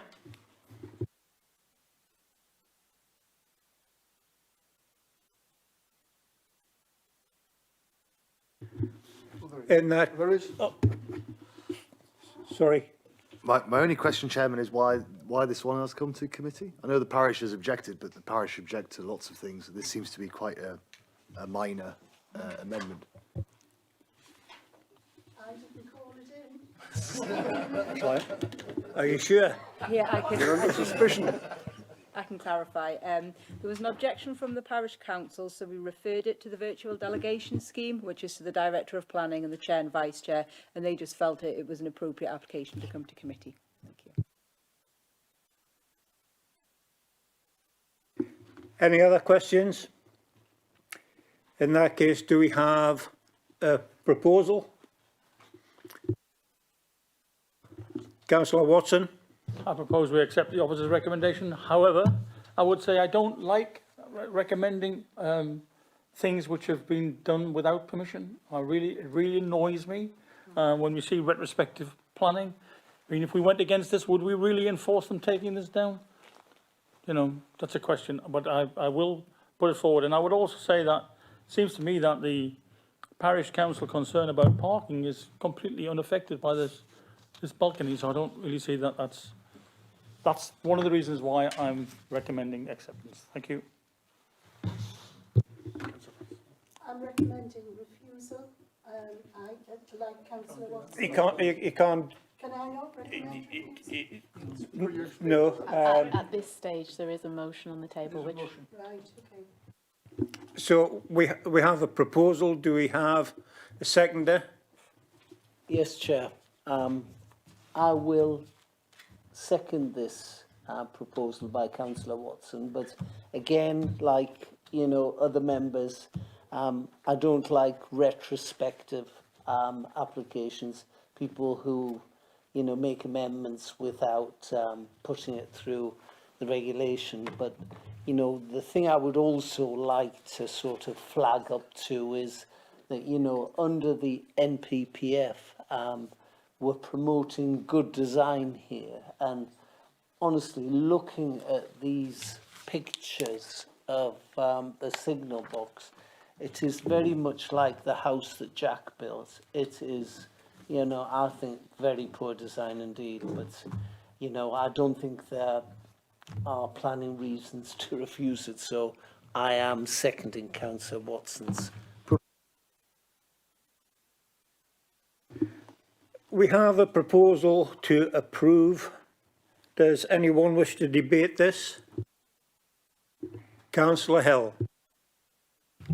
It was just really following up what's been said about retrospective. It concerns me because there's a lot of cynicism in the planning system, and if you've got any friends, which I have, of planning consultants and so on, they kind of joke about it, but saying, oh, you can get around this and you can, you know, what really concerns me, and this is the case that the parish council said that the new structure is larger than the original. I mean, where would we stand if people say they're going to build something this high and think, oh, well, we'll get away with it if we just build it another half a metre? I mean, it just doesn't seem good from a policy, of a general point of view, that they're just having rings run round us and people are following the policy of it's easier to ask for forgiveness than permission. And I just think making mugs of us. Councillor Patterson. I actually don't quite understand this planning system. If I got my hand up before Councillor Watson and said I want to refuse this, then that would have been a motion, but Councillor Watson got in first. So how is that fair? My belief is that Councillor Watson had his hand raised first. I apologise if that was not the case, but Absolutely, it is my belief. yes, he did have his hand up first. He But had it then up first. It's a case of first come, first served, isn't it? And it is, and it's my belief, because it's been seconded, if it's carried, that is the decision of the people here today. If it is not, you will then get the opportunity to raise your motion and have that seconded and debated and voted upon. Am I correct? Yeah, can I help a little bit here? I understand you would wish to have had your motion in first, I understand. The chair has that decision to make. Who does he think had their hand up first? The chair's discretion is final. It was Councillor Watson and his opinion, and that's how it has to go. Now, if this fails, you'll be able to put a motion up. You'll also be able to speak against it whilst we're discussing it. But there isn't another way. First come, first served. You're right. That's how it is. Right. All I wanted to say then is, to me, it looks like a multi-storey flat perspex balcony that you'll see in any multi-storey flats in London, anywhere. It certainly doesn't fit into a rural village. So I would object on visibility impact on a rural village. I think it looks horrendous, and I absolutely deplore that they went ahead and did that. It looks absolutely awful. Councillor Rana Thompson. Thanks, Chair. I would agree with Councillor Patterson, and if she put that forward, I would have seconded it. I think having read the report, I can't see anything from a conservation officer, but I'm assuming Ellingham isn't a conservation area, because if it was, there's absolutely no way this would be allowed. It looks absolutely horrendous, and there's a lot of traditional Georgian stone buildings on that road, and it's completely out of place with all of them. Well, maybe the officers could comment on what, from a conservation perspective, how this has been allowed. Just a comment on that. It's not in a conservation area, and the conservation officer's not actually being consulted as part of this process. Yes, absolutely. I'll put that to the next parish council meeting. Councillor Swinbank. Thank you, Chair. Yes, you know, I can live with the boarding, but the glass just does not fit in its location, and I'll be voting against it on the basis that it does not fit in the village. It's been done retrospectively, which we can't take into account, but I don't think in that sense we need to, because I just don't think it fits. Councillor Seymour. Yes, thank you. Yes, I don't like retrospectives either. As I agree with the parish council that it's intrusive in the landscape and totally unsympathetic to the surrounding built environment, I would go one more step and say it's ghastly. And I mean, it has a fantastic stone wall in the photos right next to it. So I will be voting against this application.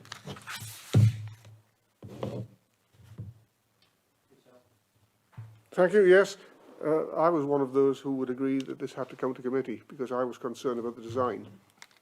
Obviously, one doesn't make one's mind up before one comes into committee and hears what others have to say, but nobody's persuaded me yet that the design is anything like acceptable. I think it is intrusive. I don't like it. I'm afraid I'm going to vote against it. Most unusual for me to go against officer views, not because it's retrospective. I want to make that crystal clear. We have to deal with the application whether we like it or not, as though they were just in front of us. I just think the design is inappropriate for its setting, and I'll be voting against it. Thank you. Councillor Watson. I'm just trying to get my head around this. This site the planning had been passed previously.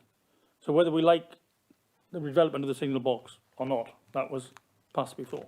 So what we're looking at is an extension of a balcony and glaze. It's not really about the design of the house and the whole thing. I don't like it either. But that's not what we're here to vote on. We're just voting on this little thing which I object to being retrospective, but just a small change in the original grant. We're not going to make the whole thing go away if we vote against it.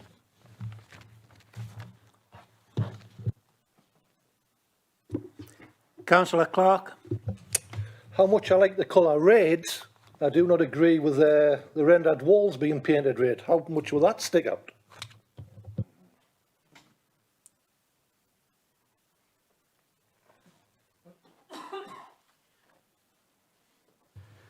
Just to answer that, the render is actually part of the approved plans as well, but I can show you some pictures of what's currently there. So it's already rendered red, so that's existing to the side. So it's just a continuation on from that. More burgundy. Yeah.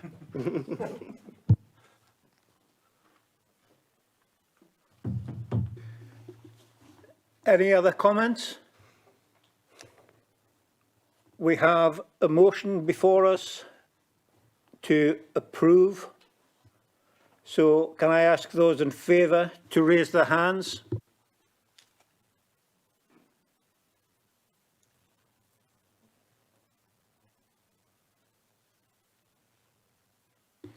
Those against?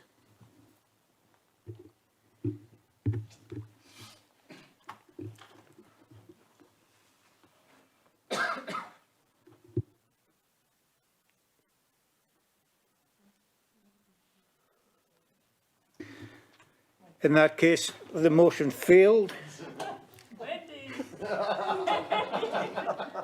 Do we have any? You need to make a motion.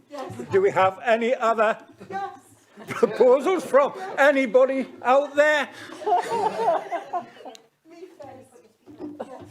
Thank you. I would like to vote against this this retrospective planning application on the grounds of visibility impact in a rural village. Do we have a seconder? We have a seconder. Does anyone wish to raise any debate? I'd like to raise the topic of non-designated heritage assets, because I have seen applications fail on the back of impact on the non-designated heritage asset, and yet that seems to be very much at the discretion of a planning officer, because there isn't a list of what is a non-designated heritage asset. There's a beautiful old house just behind there that I would have, in my eyes, would class as a non-designated heritage asset, which would have an impact on the application. And just on the general design, I mean, it's a change from a wooden balustrade to a glass balustrade. A wooden balustrade, you could argue, is in keeping with what is supposed to be an old-fashioned railway box. I've never seen a Victorian railway box with a glass balcony tacked onto the side of it. So the original application, although bad, was less bad than what is in front of us.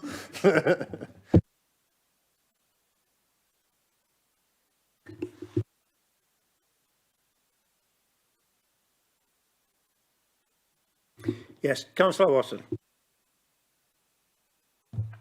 Okay. I just want to ask the question of our officers. Is what was suggested as a reason for turning it down acceptable in planning law? That's what I was just going to come on to. If I could just, we can just talk about the reason for refusal and just clarify it. Councillor Patterson, would you agree to a sort of going with, it's considered that the proposal would have a significantly harmful effect on the character and appearance of the site and surrounding area, and then would not accord with, and then quoting the policies in paragraph 7.13? Absolutely. Yep. And Guy, would you be happy with that? Oh, yes. Okay. Any other comments? In that case, we now have a motion against the proposal. Those in favour, raise their hands.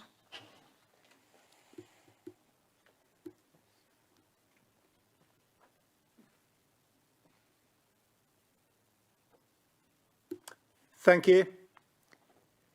Those against?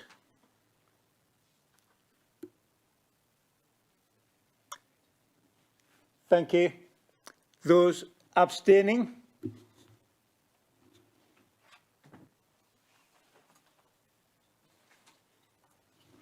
Thank you.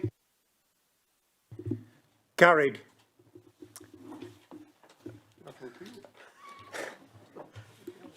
Great, thank you very much indeed. We've got, that was interesting.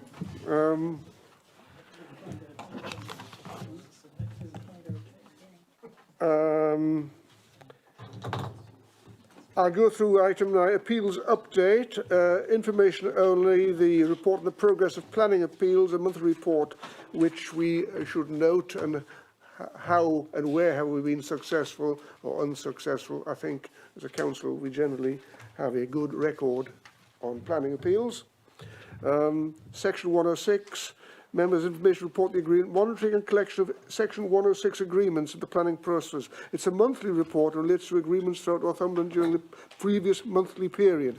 106 agreements are something that we are going to tackle in a little bit more detail in due course. I understand that there is member interest and wanting to know more about how we allocate, what we've allocated and what it's gone for, what it's been done, what's been done with it. So that is intended in due course.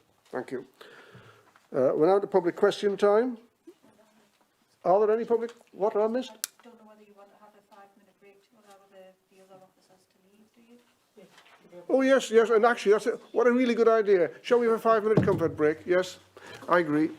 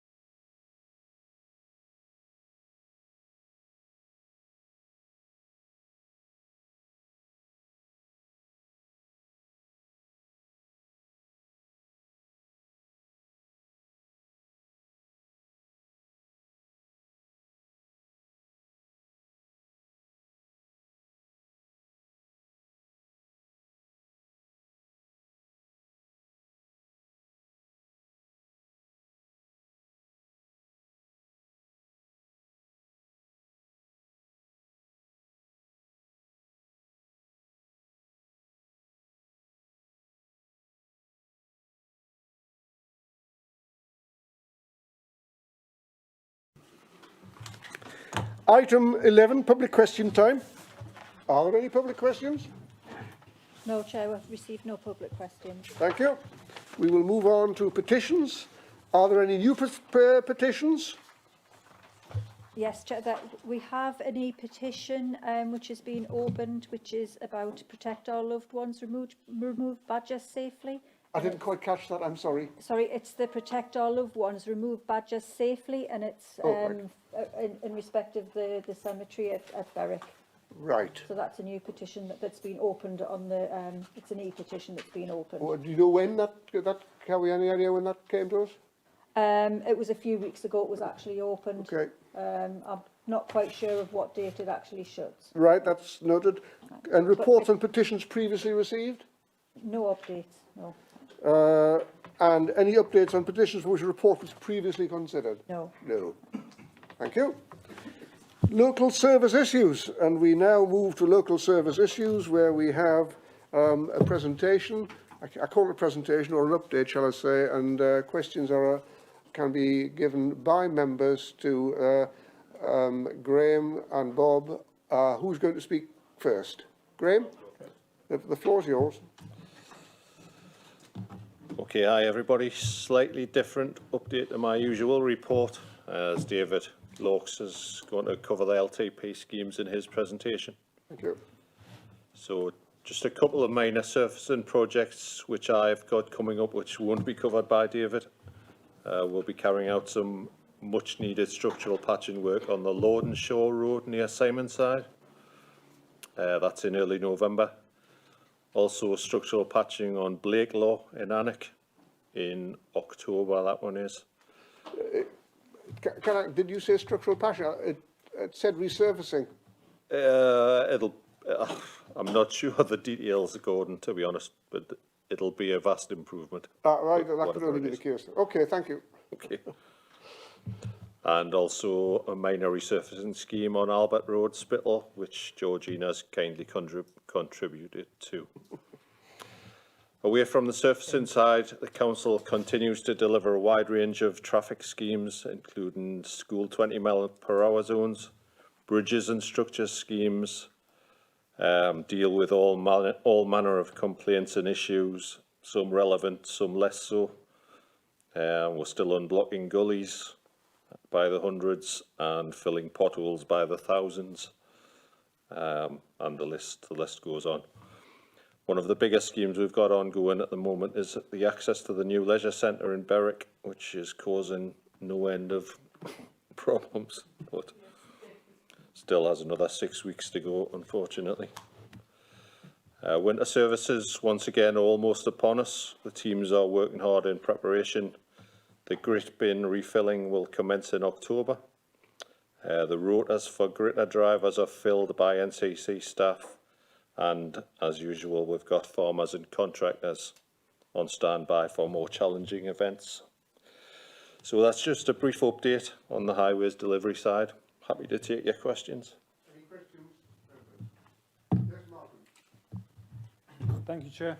It was just on gullies and unblocking gullies. Obviously, with the kind of weather that we get, we haven't had so much this summer, but with very heavy rain events, we are getting periodic flooding events.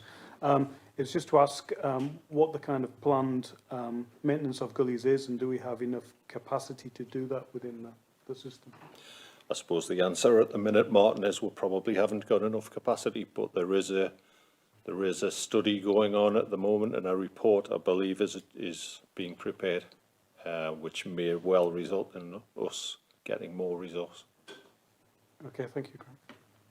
Thank you. Trevor? Yes, Chairman. I wanted to ask the state of play on the chicanes, the famous chicanes on the Rothbury Road, which seem to have created more problems than slowed traffic down. But obviously the red bollards are still around them at the moment. Just asking when the red bollards are going to be taken away and when we're going to come up with a solution for the last bollard, the traffic coming around the village green from Hightown, coming onto the Rothbury Road and obviously potential accidents in that particular area. I'll certainly ask the question for you, Trevor. Would you? Why are the barriers still around them? Well, You know? because it's not an official scheme. The bollards have been there for, I think, 6 months. First of all, they weren't sure that the chicanes were in the right place, so they didn't put the cement in. The cement, they've all been cemented up now, but the bollards are still there, and, you know, just be nice to get a bit of progress on that one. My other question was, you know, really pleased with, I mentioned it before, the Newton on the Moor along Framlington Road, but, you know, the one part of that hasn't been done is the sort of the Blackie Bank, you know, the steep bank up to Newton on the Moor where lorries and buses tend to slide and skip. I was just hoping that was going to be in the scheme as well. Next question was the Shilbottle bush shelter. Yeah, retaining walls built. I don't know if you've been down there. The retaining wall's already built. The shelter is now being manufactured. So, excellent. So that's going up very soon. yeah. And the other point that I wanted to raise too was the exit from Felton, the A1 exit there at the north. You know, we've been doing a bit of work. Highways have filled in a lay-by where there was a bus fire years and years ago. It has been grassed, and people are still parking there. And, you know, what I'm proposing to do is some sort of environmental scheme there. Hopefully, you know, planting 1 or 2 shrubs, small trees, something that will not get too big, just to keep the traffic off that piece and make it a little bit more attractive. If you would take those forward for me, I'd be really obliged. Will do, Trevor. Thank you, sir. Thank you. Councillor Hill. Thank you. My specific questions have been answered before the meeting, and I just wanted to say, Bob and Graham, your response to everything is always really, really swift. Actually, sitting with Tony is there. You're probably 3 of the fastest, quickest, swiftest, best officers we've got. So just want to give appreciation for that. I raised a general point about resourcing and service delivery at the last NCC meeting. I think poor Councillor Riddle set himself up for a bit of a fall. So now every time there's one piece of litter dropped in Berwick or something, everyone says, I thought you said everything was great up here, John. So he set himself up a bit there. But actually, I've just got a general question. I know with residents, often you can't win. So when there's road closures and works going on, you know, if there's work going on in the winter, you say something's going on in the winter, they go, oh, why aren't you waiting for the warmer weather? And then when you do it in the summer, they say, why aren't you doing it when, why it's a tourist season? In Berwick recently, there's been a lot of work going on and lots of complaints about scheduling and so on. So, you know, and you always say to residents, it's difficult, you know, there's utility companies, if you know, there'll be complaints any time of the year you do it. Is there any extra information you can give to deal with these inquiries? I mean, can you control the timescale when it comes to utility companies? Is there a snapshot you can see of all the work going on? Just some more information to help explain to residents when this happened that, you know, you do as much as you feasibly can to stop loads of roadworks happening in one place at one time. Yeah, we have got a street works team who are supposed to control and coordinate our works with the utilities works. But of course you do get utilities works which are unpredicted or emergency situations, which there's not much we can do if they clash with already programmed works. Are there any other questions? Oh, sorry, to my right, I've got Councillor Hardy. First of all, thank you to Bob for organising the letter picker for me so that I can pick up some of the litter that some of the other councillors don't see around Berwick and in my patch. How do I go about, or who do I contact for picking up road signs that have been lying about for months? We had a case where a pedestrian fell and injured themselves and has to receive hospital treatment as a result of signs that have been left on a high street for months. Whereabouts is that, Colin? Berwick High Street. All right. Okay. Can you email me the details? You don't have any photographs, I suppose. I most certainly will. Thank you very much. Okay, thank you. Was another hand up? Sorry, Councillor Seymour, sorry, I didn't see you. Yes, thank you. I might be able to help there. I did report it. It was waterworks that were done, and they've gone off. There was in Iceland there was a flood, so they had to fix that. But they did leave. They needed to replace the pavement, which they haven't done, where they dug up. So there is a lot of barriers around it. But I had reported it, and I think they're trying to get it done.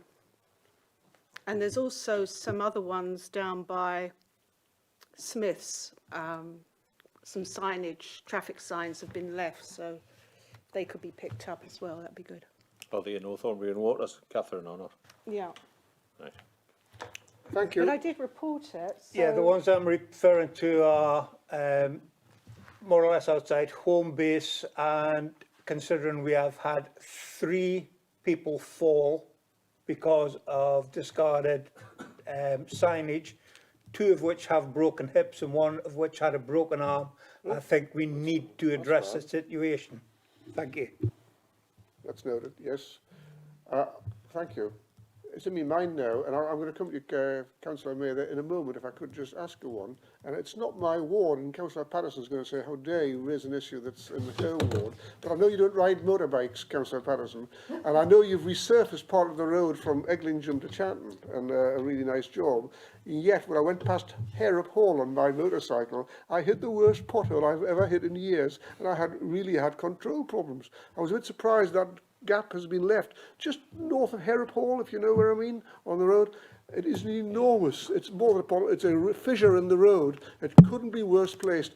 Could I ask that this be examined, please? Because I probably should have gone back and reported it. But as I'm here, I'll do that. Whose is it? How dare you complain about something in my area? Oh, in that case, you don't need to speak out to me because I've dealt with it for you now. Sorry about that. I apologise. I actually put an email in today about that section with a WhatsApp, yeah, with a what 3 words location of it. It's a section of road that's been marked up at least 3 times with yellow, and now we're on to red spray, so I was trying to sell it as a bit more of a positive. To get south of Chillingham. Yes, between Chillingham and New Buick Junction. Yes, that's it. It's almost a stretch of road, does need replaced. It's past pothole repairs by what I can see by the pictures. It used to be called a tank slabber in the old motorbike days, but I tell you, I had control problems, and that's unusual. I've got a feeling there is a scheme in for that this year. I'll come back to you. I do. Thanks. Was there anything else, Mark? Yeah, Chair, thank you. Just, we've had a couple of road surface, and there's been a top dressing out at High Humbleton, and there's been a total road surface relayed on the Wallet to Chatton Road. I just want to commend the quality of workmanship. I think the Chatton Road again's really impressive, like the 697 job, so please pass on to the ladies and gents that's been involved. I've got a couple of bits. Tilside Parish Council has raised with the Bridges Department, David Murt, about an impact on the bridge at Chillingham Newtown. Right. Between Chillingham Newtown and Chillingham Castle, and I don't think they've had any response from that.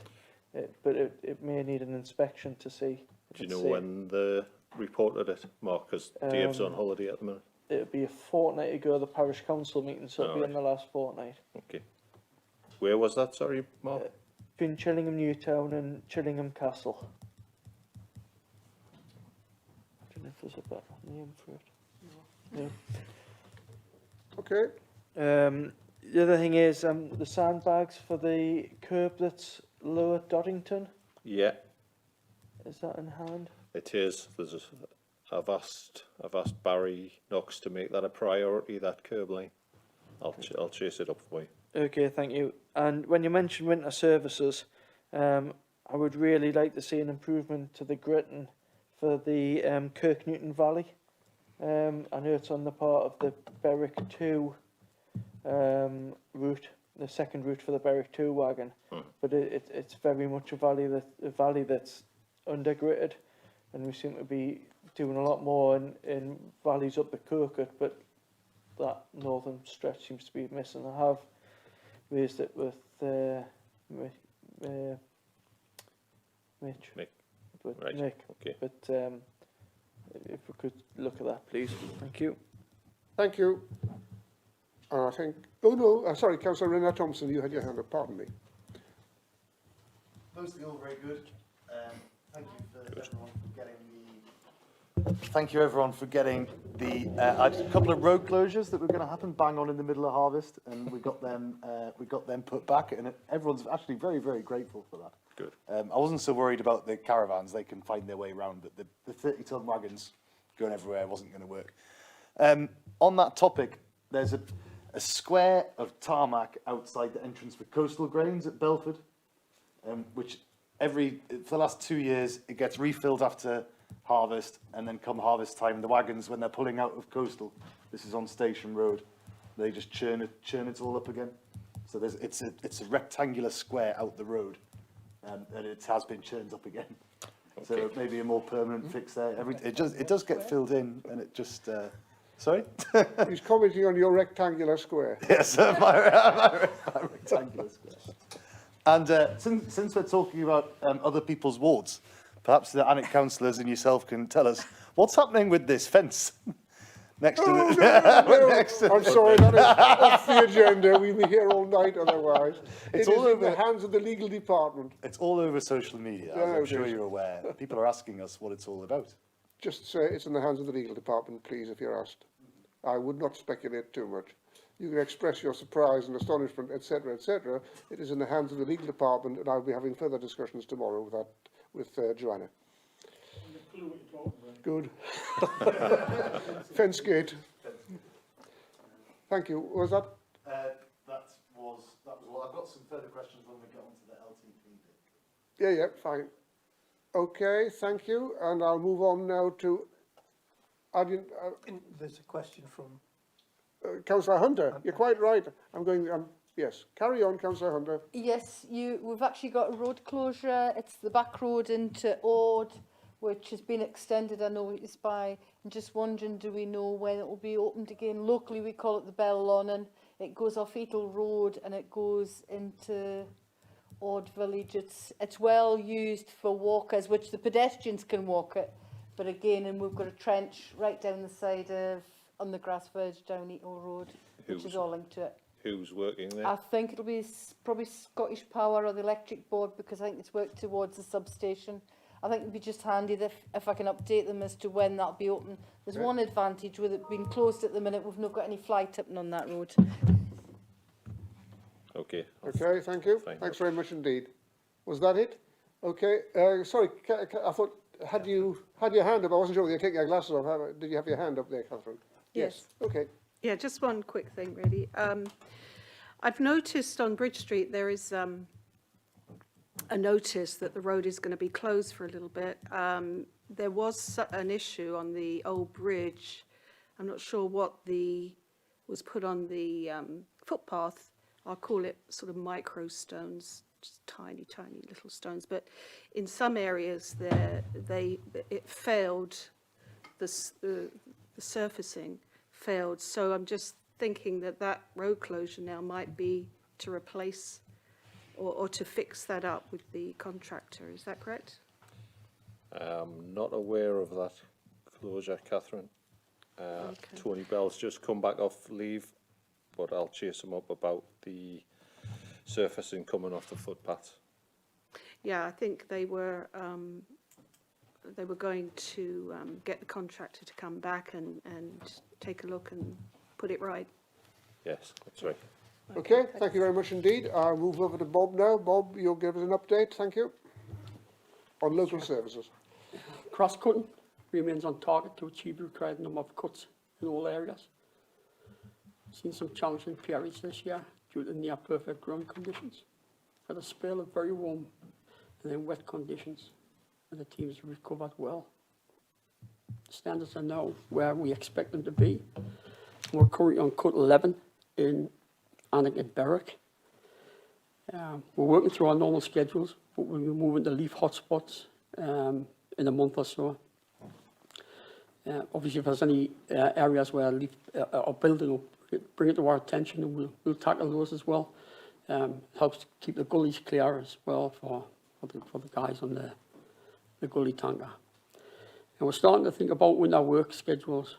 We have our routine annual maintenance commitments, but welcome early requests from members on any areas that you consider require attention this coming winter. Weeds this year proved to be a great concern in all areas of Northumberland, with particular attention needed in high residential areas. Our glyphosate alternative weed trial is coming to an end shortly, and we plan to apply one or more treatment of the alternatives and record the results. A report on the results of the trial will be produced around November, and we'll be sharing that with members once we've finalised that. Other than a few minor vehicle breakdowns, staff shortages and COVID restrictions, residual and recycling garden waste collection services have all operated fairly well. Income from garden waste is expected to exceed target, and the income from commercial and bulk collections have also picked up, and we're expecting those to exceed our targets as well. Teams will continue to review existing collection rounds in order to cope with ongoing housing growth, as well as continued growth and the takeover of the garden waste service. Bottle recycling facilities continue to receive extra collections due to increased usage, and the demand for bulk waste collections remain high. Extra slots have been created and covered by overtime on Fridays just to keep on track, and the domestic waste tonnages are higher than normal. Various operational adjustments have been made to cope with the demand, but the situation remains a significant challenge for the service. Birch cuttings completed county-wide, and this was achieved within the target period June-July. COVID continues to challenge us for, we'll continue to review our processes and procedures as we return to normality. That's it, Chair. Okay, thanks very much, Bob. I've got one question. I'll take my privilege as chair first. Alnwick, the former cricket club, site, which was used by the Duchess's High School beside Barrows-Dale, a resident who's continually coming up and said nothing's happened was told that it would be cut in the early autumn. Now I guess this is early autumn. Could we ensure that gets its annual cut this year? I get comments like Barrows-Dale's forgotten, it wouldn't happen where I live, but that's just not true. It's on the cutting schedule list. Could you make sure it is cut, please? It's the little section, I think, Martin, we'll know where it is. It's just down from the football area by the allotments, at where we met last time. Further down, there's that sort of triangle of grass, and it's pretty well past waist high. Could we make sure there's a cut, please, reasonably soon if you could? I'd appreciate that. Thank you. Other questions? Councillor Thorne. Thank you. Well, Bob, I think you have made a good job of the grass cutting. I know, quite a lot of grass cutting has been left behind, but, it's just a problem of the job. I think you have made a really good job. But a couple of things. I know I'm always harping on about Longfarm Cemetery, the one around the village green. St Mary's Cemetery around the church is excellent. The Wooler Road Cemetery is excellent. But the village green one, needs some attention, it does. Obviously aware of that new path I've put down there. Weeds are starting to grow on that, and I was wondering if we could do a bit of weed kill on that. The hedge is getting very high. I don't know if we're responsible for the hedge or the farmer is. And, you know, as a sort of group of volunteers, you know, we're trying to come up with some sort of sustainable plan. You know, it remains a very untidy place. You know, the weeds in places are 3 foot high, and one of the problems is it's an old Victorian cemetery, so they've got like little gardens in front of the gravestones, and of course all the families in that particular cemetery, you know, either moved away or don't exist anymore, so we have got a problem. But if you could have a look at the hedge, look at the weeds, and maybe cut down 1 or 2 more self-sets. I know you've done that in the past, and I've been very grateful. Any help would be appreciated, sir. Would a site meeting benefit you? Yeah, site meeting would be good. We've got a new senior team leader taking over from Bill when he retires at the end of this month. And I think he's been up there and spoken to a lady. We've had difficulty accessing that hedge in the past. Yeah. But a site meeting would bring it, you know, point out the issues what you've raised. Yeah. We'll both have a picture of that. Sure. No. But, you know, the other cemeteries, fabulous. And they're probably more important because they're right in the village. But I would like the village cemetery You sorted haven't got as well. badges that have you, Trevor, so you're not #1 priority. He's bought his plots there. Right. You haven't got any spare, have you, Isabel? Okay, Councillor Clark. No badges. Thank you. Bob, North Brumhill, Tugston Avenue. Residents have brought to my attention that in the past the grass has been cut in the residential area, and it was picked up last season, and this season it hasn't been picked up. And some residents have been complaining about when they walk across it for washing and everything, trailing the grass into the house. Where's that? Yeah. Gysons Avenue, I believe. North Brumhill. Gysons? Gysons Avenue. I'll inquire. But Terry would. I'm sure the don't parish normally clerk cut and must have collect. a word as well. I think I got the right, so I'm sure it's Gysons Avenue. Because we don't cut and collect.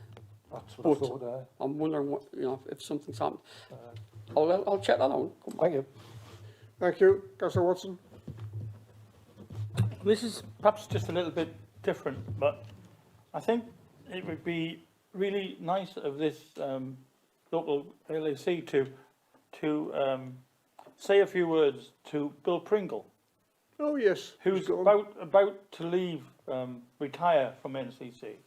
And I would like to put it in the minutes that how much we appreciated his work over the last 40 years. 40 years. Good grief. This is why I haven't done this, I don't think, ever before in the 20 years that I've been a councillor, said this publicly, but 40 years is an astounding amount of work. And if you've known him, if you've dealt with him, you'll know how efficient he's been. He's just about to leave us.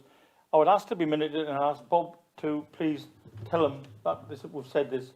Can everybody who agrees with me please raise their I hands, approve and I just so agree we can be entirely. unanimously No, agree you're vote all- of thanks to Bill. Pleased, quite agree with you, Jeff, that he's a first-rate operator, and you always say, oh, you'll be a miss. He will be missed. Although I'll be. Well, Martin did his good. His replacement. Martin's a good Martin did guy, his and good. but he's got a hard act to follow. Yeah. Thank you. Definitely. Super. I had other hands up. Councillor Hunter, yes. Yes, just a couple of ones. In Ord area, there's a small stretch at Stanley Close, and it looks as if it's at the residence bit, but that always seems to get missed. They go up the High Vickers Road, but I can give you more of the details, Bob, on an email. And are they still doing cutting the grass verges on the outskirts of the town? It's maybe a bit more parochial because it's Spring Hill Lane where I live, but also it's a popular walk for people in Tweedmouth because COVID came in and that's not been cut this year yet. Drop us an email, Isabel, and we'll catch that. No problem. Okay. Can we move on now? Thank you very much. Thank you so much, Bob, and thank you, Graham. I think we're now going to hand over to David Lawkes, who's going to discuss the local transport plan. Update us. The floor is yours, David. Thank you, Chair. We were asked to bring an update on the local transport plan programme to the local area councils for this round of meetings. I'm David Lawkes, I'm Head of Technical Services. Some of you as councillors I haven't met for about the last 18 months, but some of you obviously will be new since the election, so very pleased to meet you.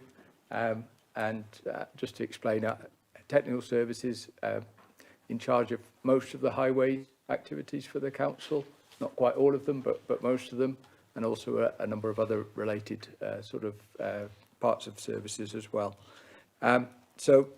You have the report in front of you, so I'm not going to read through that, but obviously it covers the detail of the local transport plan programme that was agreed for this year, and also the progress that we've made to date, and also the preparations that we're starting to make for the 22-23 local transport plan programme. So just in terms of the current programme that we're working on, back in February, when we came to the local area councils, we brought a draft programme which was for £19 million at that time. At that time, we didn't know how much money we were going to get from the Department for Transport. So we took a prudent view at the time, because what we didn't want to do is put a programme out there and then find we'd got less money from DFT than we thought we were going to get and have to cut it back. As it happened in the end, we got £25 million from the Department for Transport, so we were able to extend the programme compared to what we had put in that original draft programme that you saw back in February. So the actual content of the local transport plan programme is in the appendices that are, come with the report, so that you have that information. On top of that programme, we also have this £15 million that the County Council has put in as extra money, extra funding for maintenance of UNC roads and footways, which it's been put in over 2 years. And the £5 million, we did £10 million last year, and the second £5 million tranche of that we're also delivering this year.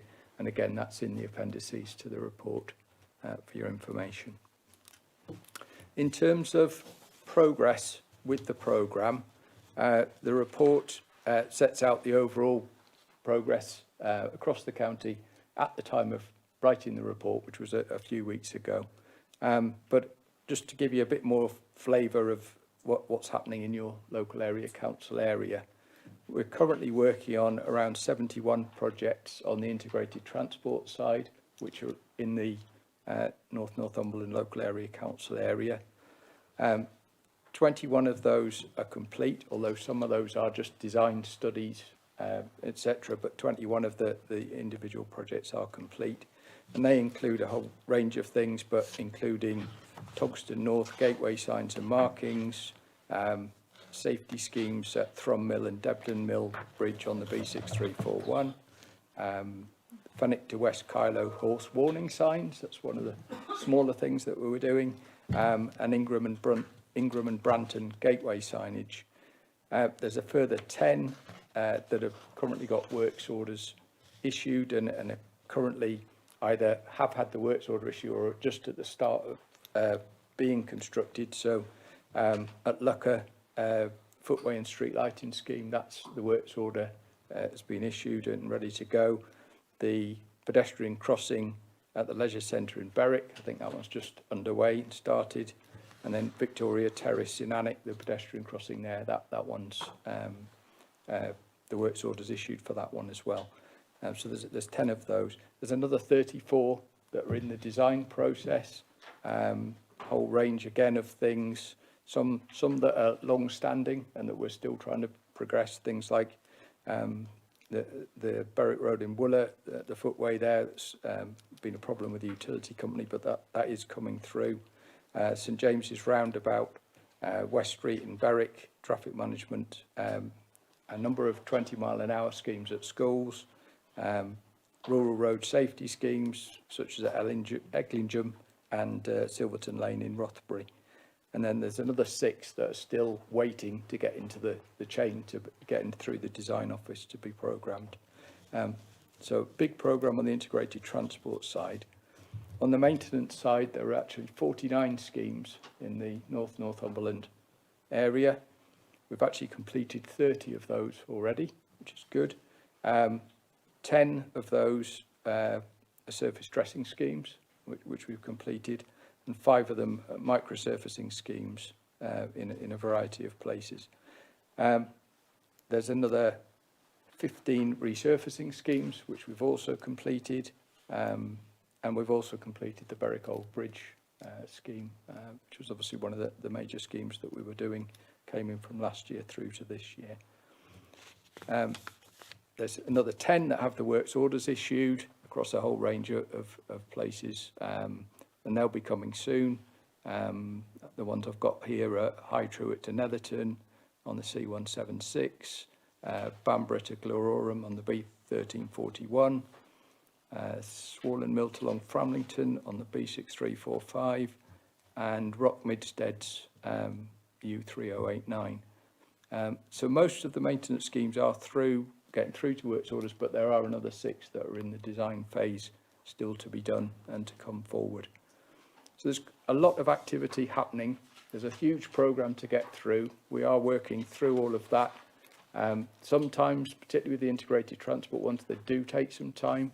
Got to go through the whole processes, often of consulting, traffic regulation orders, etc. And if we're starting from an approval in March, to get them all through does take time, and sometimes it takes to the end of the year and sometimes slip into the next, but we do carry them on and make sure that they all get completed. That gives an idea of the sort of scale of what we're doing in the Northumberland area. In terms of preparation for next year's local transport plan,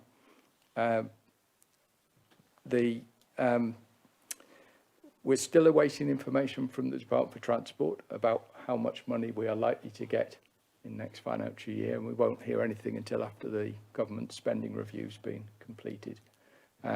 We're hoping that we'll get some idea of a multi-year settlement, because that helps us to properly plan and decide what we want to do in what order going forward in future years. So we'll be waiting for that overall information.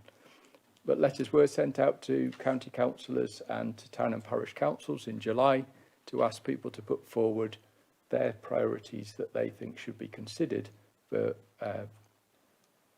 putting into the local transport plan programme. The deadline for that is the 8th of October, so we're still waiting for some of those to come in. What will then happen with those? They'll be logged, they'll start to be assessed. We hope to be able to do the annual LTP workshop that we've done with councillors before to discuss that and to break into the local area council groups. Not sure how we're going to do that. That might have to be virtual again, as it was last year, just for the logistics of things, but we'll have to see. After that workshop, then we'll be starting to produce a draft LTP programme in discussion with the portfolio holder, and that will then come back to the LACs in February next year as a draft programme ready for approval, ready to start again next April. It's going to be a lot of work for the officers to do over the next few months to get that draft programme together. So that's really it, Chair, in terms of where we are with the LTP programme, and happy to answer any questions. Thank you. If you could bear in mind what Dave has just presented in general terms, are there any questions about that? Thank you. Yes, Councillor Clark. Councillor Hill next. David, Percy Drive, Amble, safe crossing points. Myself and the Town Council continue to make this a priority, and we have been assured that this was budgeted in last year's programme, but we are still waiting a promised traffic survey, which would be needed before any progress on this issue. Do we have any feedback, funding or allocated for this scheme? It is going back 3 years, possibly. I'll need to check exactly. I probably could find it, but in terms of time and whatever. Will you accept an emailed answer? I'll happily email you as to where we're at with that one, Councillor Clark. Yeah. It should be there. But I'm trying to make progress, so if we can give an email down, so you're happy with that, thank you. Councillor Hill. Thank you. I'm just working out my 3 priorities, so I haven't submitted them yet. But just on that, in terms of when there's projects that are going through different phases, so for example, obviously major one you mentioned, Berwickle Bridge, if you're talking about what's called Spider's Alley, Spittle, which is quite, I know that's in a complicated design phase, it's a network of pathways. Rich Mackenzie's just emailed me back and confirmed that it's in this year, but that'll need probably at least one other phase. So when a project started and it's phasing, do you need to put that as one of your 3 priorities, or is it assumed that, because I know once something that MCC does very well is once something started, you like to complete it rather than doing bits, you know, do an area. So do I need to include things that are other phases to come? Yes. Yes, In right. reality, because unfortunately, you know, the amount of funding that we've got is limited. We do need to, you know, consider it across the whole county. So if we've committed to doing a certain length, that's all we will be able to do at this stage. So if it's still a need to continue that on, then I would suggest you do put it in as a priority. Right. Okay. Thank you. Thank you. Councillor Watson. David, I'm sometimes not absolutely sure what I should put on LTPs, or whether it's things that we might be able to get done without being on LTP. For example, I was just talking earlier on there about rumble strips, you know, red lines across the road. Is that something I've got to specify in an LTP, or is that not something you can sort of talk about and negotiate outside of an LTP? I think it is something that should still be put in as a priority. The reason being that those things that still come out of the capital pot, but they'll come in one of the sort of blocks that we have for traffic management or traffic calming proposals. So they still need to come in there, because otherwise we won't be able to, you know, to do those things. The problem that I have is that if you talk about resurfacing a road, you're talking about a 40 or 60,000 pound cost, and I bet you rumble strips only cost a few hundred, and you're kind of reluctant to use a very small request to prevent you putting a big request in, because we're actually only supposed to have 3, as I understand it, aren't we? So you can see where I'm coming from, David. Yeah, I do understand, and it is difficult, but for us to consider everything that people want to do, we do need to understand what all of those things are, and it's better if we have them together in those priorities for us to be able to manage it all. But I can understand what you're saying. Okay. Thank you. Councillor Rana Thompson. 2 questions, please. So, already been touched on, so... Yes, I've got, yes. So Bamburgh to Glorham is getting done, and it was my understanding that once that was done, the road would move on in stages until they got up to the A1. So therefore, I wasn't going to put it in as a LTP request, because I was under the impression that that was just going to happen automatically. You're saying, David, that we should still put that in? If it's always, I suppose, in some ways, there's 2 elements to things. There's the integrated transport side, which is about improvements and about those, you know, things like safety schemes, improvements for pedestrian crossings and all those things. And then there's the maintenance side, where the asset management information that we have has a fundamental sort of bearing on what schemes will get done. So if we have already looked at the asset management information that we have for the condition of the roads, and we have looked and we've assessed that, you know, that Bamburgh to Glorham is being done, but there is a need to carry that on in future years, then the likelihood is that that will get picked up. Whether that is next year or whether we assess that actually there's another bit of road somewhere else that's more important at this stage, but it will still be there and we'll get into a programme at some point. So it's more likely that it's the highway improvement, the integrated transport sort of side where, you know, your priorities might be better focused, I would suggest. And my next question was for the parish council. So we have a certain level of local knowledge. So, for example, Beadnell Parish Council on their LTP want a footpath from Beadnell to Swinnow, the crossroads.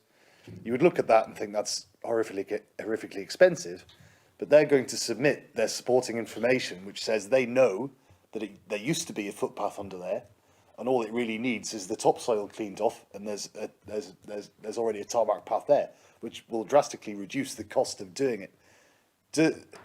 If a parish council submits supporting information like that, does that then be included? Because all I've ever seen is these spreadsheets with, you know, 1 or 2 lines per project, whereas if they had a bit more information, it might cheapen the job quite a lot. I mean, obviously we would look at anything supporting that was put in to support what people had said. What I would say about a footpath like that is there's 2 things. One is there's probably a reason why it's overgrown, in that nobody's been using it for many years.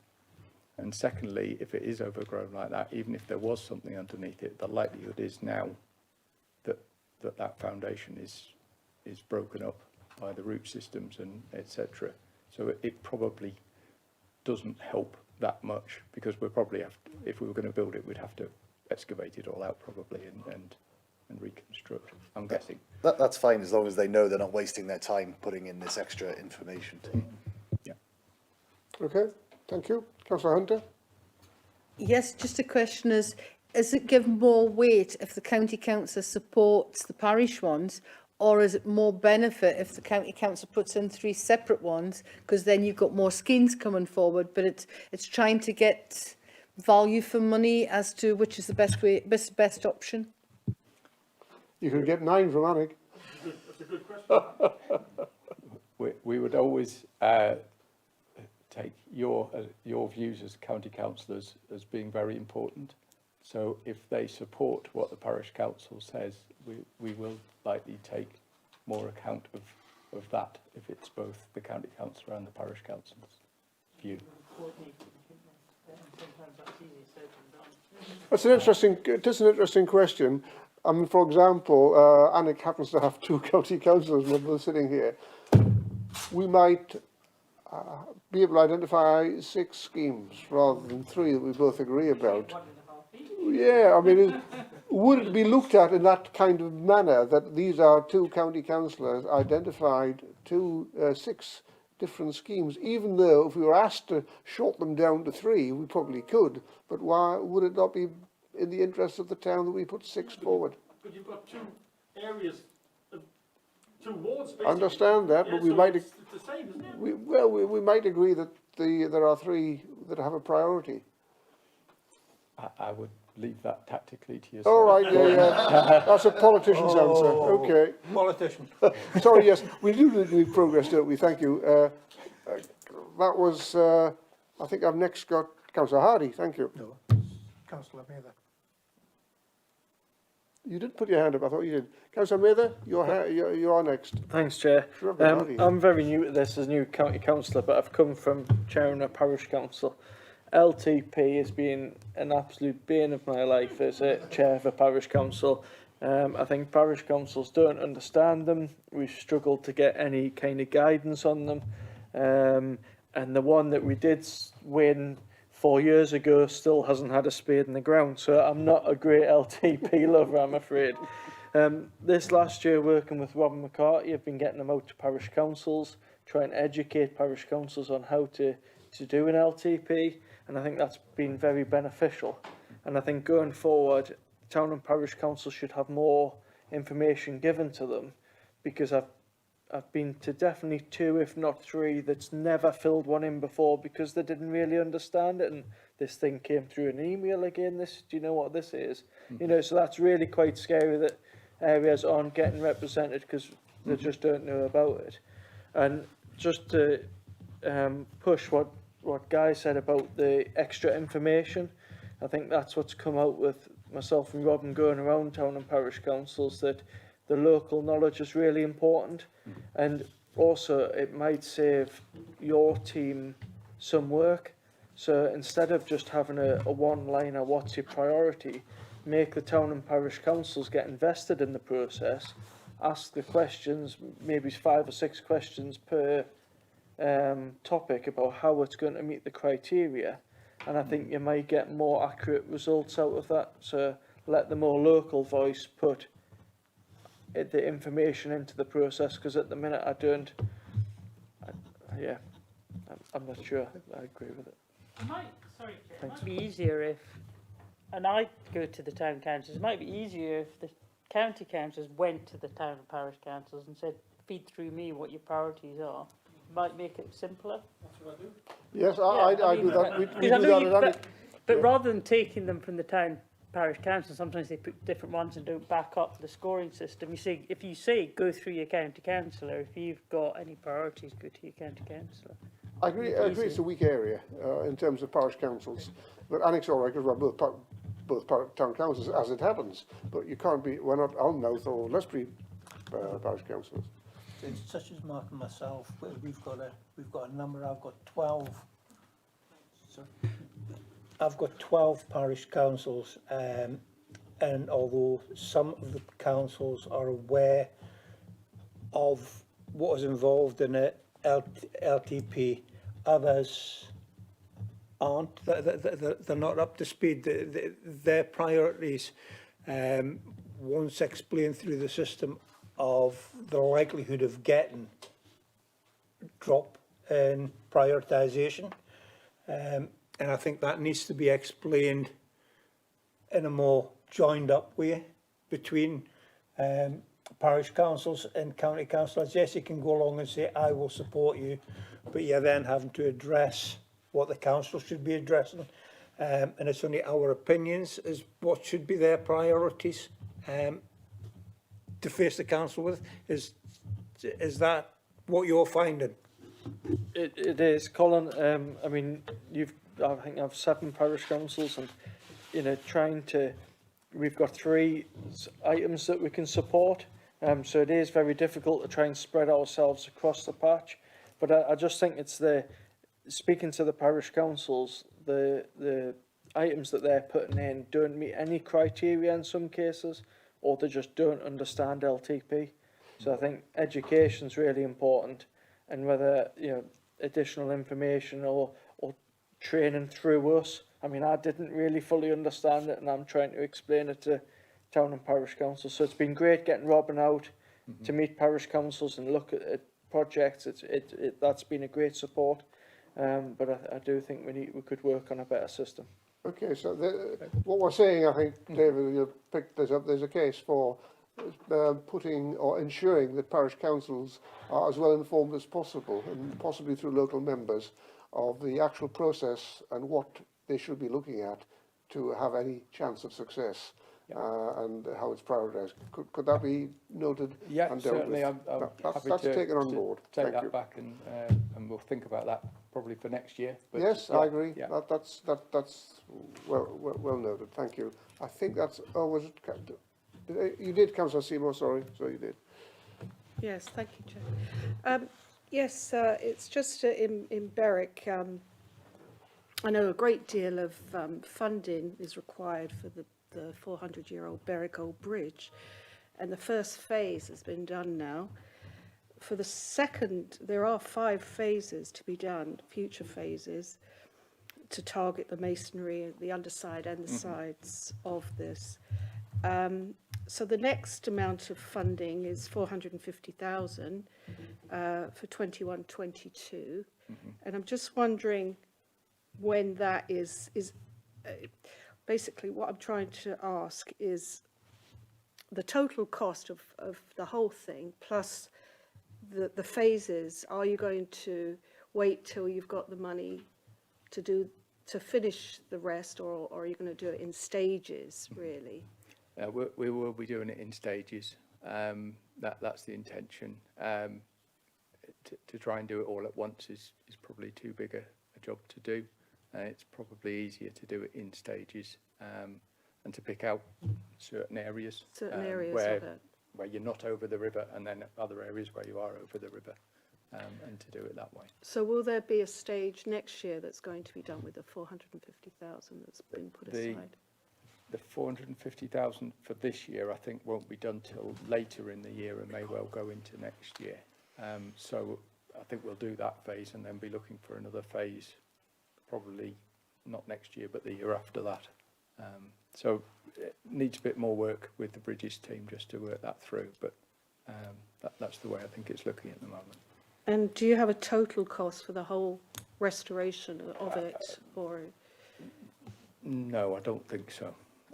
But if you can take 450,000 for that next phase, and there's 3 more phases after that, I think, and probably, as a rough guess, you know, it would probably be another 3 times 450,000 after that. Thank you. Thank you. I think we can make progress now, and thank you, David, for that oversight and answering those questions and taking on board these points. Very helpful. Thank you. We've got 2 items left, really. One is a presentation by the Youth Services, and if the officers would kindly introduce themselves and take the floor, and we'll take some questions on youth service provision in Northumberland. And the floor is yours. Hi, I'm Sharon Pearson and I'm the Senior Manager for Northumberland Adolescent Service. Hi, I'm Ginny Younger. I'm the Accommodation Lead and Manager for the prevention and participation elements of the youth service. Thank you. You have the floor. Right, so we're coming to talk to you a little bit about the youth service today, but what I thought is I'd give you a little bit of context about where the youth service sits within children's services within Northumberland County Council, if that's okay. So, I know you won't be able to see that, but I'm going to talk through. You might be able to see that one. It depends which one you can see most easily. Yeah, yeah. I mean, what we me. can do is we can forward a link to the presentation and it can be distributed to you, so you Yes, can have a please. look at it later on if that's okay. Yes, please. Yeah. So Northumberland, it's Northumberland Adolescent Service, so is NAS. So we call it NAS just for short, and that's what the young people call it when they ring up and speak to anybody from the service. So NAS is made up of services to meet the needs of all of adolescents across Northumberland. We have within the adolescent service, we've got the youth service, we've got Sorted, which is the substance misuse service, we've got the youth justice service, which is linked to exploitation and missing young people. We've got the 14 plus and 18 plus teams, and then we have the accommodation team, and we have a business administration team within that. A little bit about their roles and functions before we go on to the presentation that tell you more in depth about the youth service itself.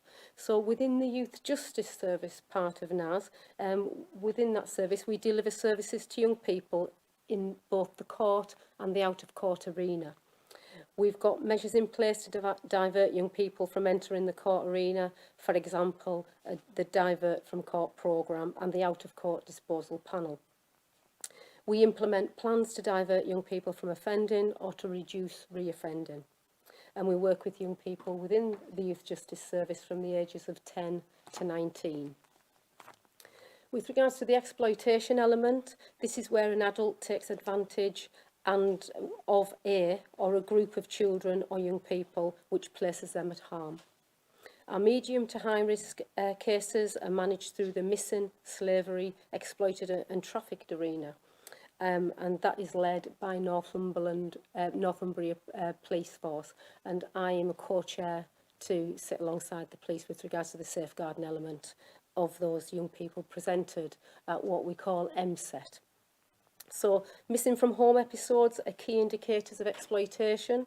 We therefore take a coordinated approach to return home interviews for young people. Our child to parent violence and abuse project delivers support to young people and their families. Our workers act as a support role to the wider social care workforce, and we are also available to deliver training to care teams, core groups and wider audiences within social care about that particular subject.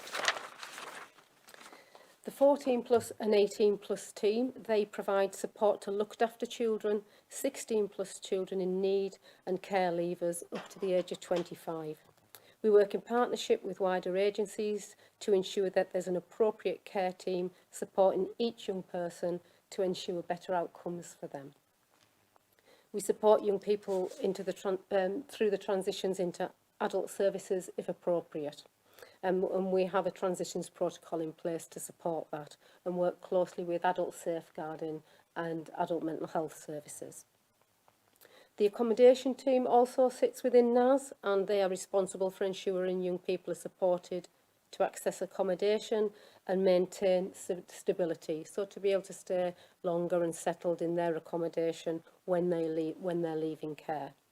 We provide support to homeless 16, 17-year-olds and also support for them to remain at home with their families, and if they're unable to, we support that transition into a more semi-independent arrangement. We work with our partners in housing and our accommodation support providers to progress referrals within the service, and we actually have a framework, a formal framework set in place of accommodation providers who've been successful within the tender arena to provide suitable standards of accommodation to our young people. The Substance Misuse Service provides interventions for up to young people of the age of 18, and more recently we've secured funding with our colleagues to have substance misuse services for the adult young people who are within our service who turn 18, who are not yet confident to access the adult provision. So we continue to work with young people now post 18. The aim of the service is to provide direct harm reduction and support young people who have complex needs with regards to those substances that they might be using. We also provide advice, training, support to professionals and raise awareness and to reduce substance misuse within young people. So we go into schools, we go into other areas of children's social care, we work with colleagues all over the county. So those services within NAS are a county-wide service, so that they're not just locality based. So then we're going to go on to the overview of the youth service, and Ginny's going to give that to you, and at the end, if that's okay, we'll take some questions from people. Hi. In terms of the youth service actually provides support to all young people in Northumberland, and we have 3 distinct strands across the youth service, which includes our prevention strand, our participation and advocacy strand, and our early help strand. Now, the provision of the youth services that we do deliver are developed across Northumberland and are generally delivered in partnership with our voluntary sector partners. And what we try to do is to deploy really at the services we deliver in the areas where we can see that need, and we tend to get that data and that feedback from our colleagues sort of within the police, within the youth justice service, but also through feedback from our local communities, and basically are very much about trying to work in partnership with our voluntary sector providers who we have in the Northumberland area, which includes obviously Alnwick Youth Gallery, the Berwick Youth Project, and the Amble Youth Project. We do offer some detached work within the Alnwick area ourselves, where we will deliver one session a week in terms of trying to tackle some more specific antisocial behaviour issues at the minute within that area. But again, it's about trying to work in partnership with those services that are already based in those areas. In terms of obviously prevention, I'll explain a little bit about what our prevention services are. Basically, it's very much about delivering detached youth work out in the community. So this could be street-based engagement with young people. It can be our centre-based youth clubs, which we're slowly bringing back online, after, the recent experiences we've had with COVID, as well as our online youth groups that we provide. In terms of how we engage in approach the community is it's about attending the meetings across the local area, trying to get involved with as many of our voluntary sectors partners as possible. We will attend sort of the victim offender location meetings as well around the county, just to try and figure out if there's some additional support we can put into particular areas. And in terms of how we actually gather the information from those communities, it's about very much listening to the community, trying to ensure that they feel they've got the support they need. It's trying to gather information from the families we work with and the one-to-one work we do with young people, and basically trying to address very issue-specific concerns that might come to light. We tend to try and record all of that information together to help better inform what services we deliver and where best to deploy that service. And we're very much measured around outcomes, and we sort of monitor our progress around, do young people feel less isolated? And obviously, given everything that's gone on with the pandemic, you know, that's one of our key indicators at the minute. We're looking at how do we support young people to develop the life skills they need as they move through into adulthood.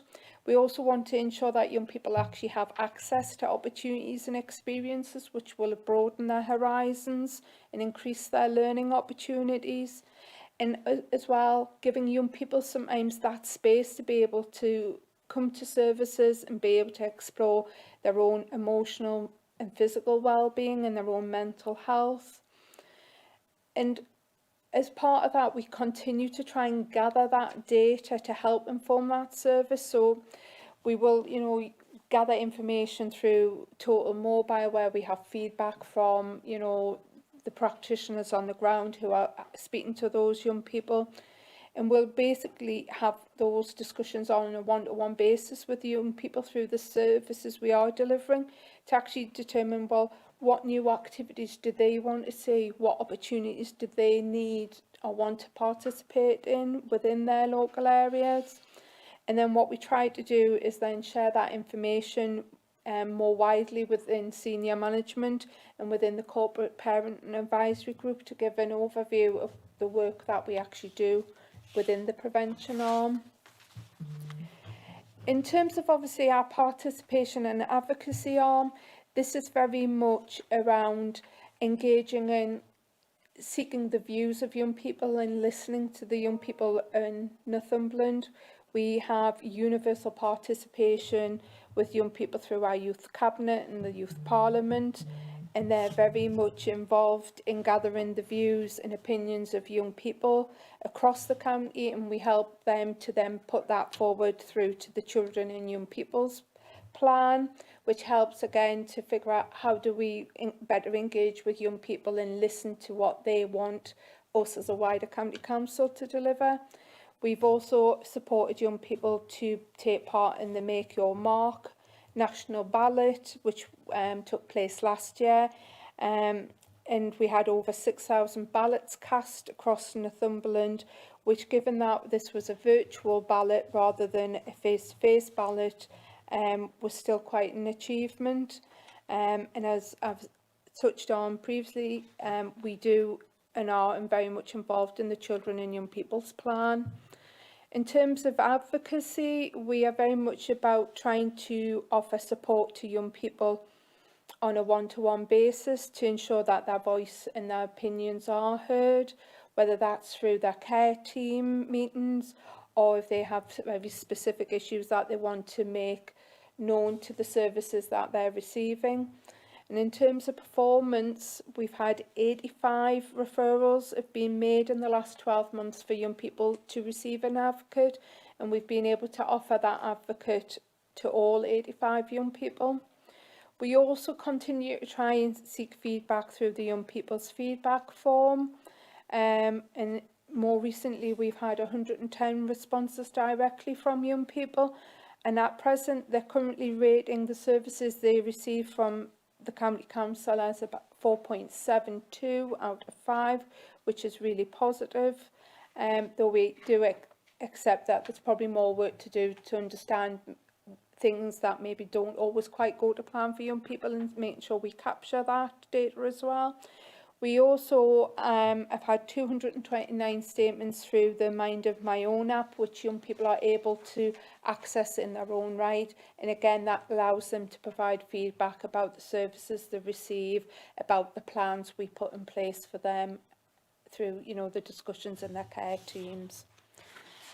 In addition to obviously the advocacy work that we do in our general sort of participation work, we also have a number of specific groups that we engage with young people and consult with them. We have our Voices Making Choices group, which is about providing a forum to young people who are looked after to make their voices heard and for them to help share their views, which should then feed into how we shape services that we deliver to those young people. And we've actively been involved in trying to get those young people involved in delivering training to staff and foster carers so they can understand the voice of a looked after young person and their experiences. We also have our Regional Children and Care Council, and again, our Voices Making Choices group feed into the regional group, and again, it's about promoting, you know, the voice of the young people involved in raising issues up regionally as well as nationally. We also have a care leavers forum where we are currently supporting care leavers on a one-to-one basis. Again, being able to express their views and thoughts about the services they receive and what matters to them, with the longer aim of actually creating a forum where we'll bring young people together to share their views and to have specific sessions throughout the year where they can be very issue based. So at the minute that's been done very much virtually because of COVID. We also have our Respect Equals Change group, and we have 5 distinct groups that work across 3 of our special schools in Northumberland. And again, that's about ensuring that young people are given the ability and voice to share their views and wishes. And within those groups, young people are able to actually deliver chosen projects that are important to them, whether it be, you know, I think in one area they were very concerned about homelessness, so they decided they wanted to do some charitable fundraising. So the groups were focused around how do we do that piece of work.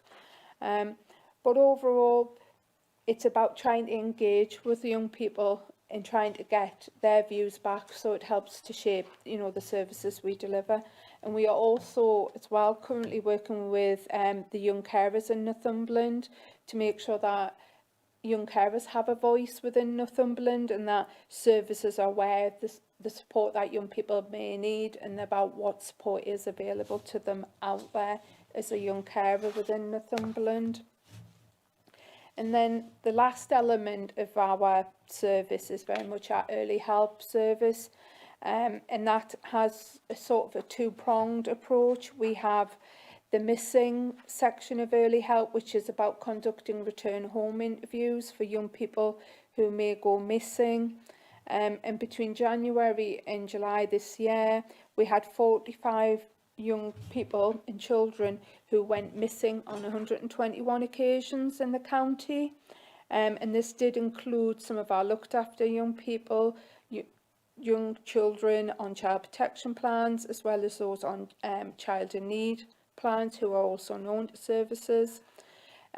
We within NAS take the responsibility for responding to all of those missing episodes, and we very much have a multi-agency approach in terms of how we address the missing young people, and we'll attend sort of regional missing networks and have close links with our colleagues within the exploitation service. And it's about trying to ensure that we are sharing best practice, are using the intelligence we gather to sort of target hotspots with a view to trying to reduce the missing episodes for those young people. But we'll actually also attend strategy meetings to make sure that we're aware of any young people who might potentially go missing and that we try to divert them away from that. And then the other strand of obviously our early help is the targeted youth support.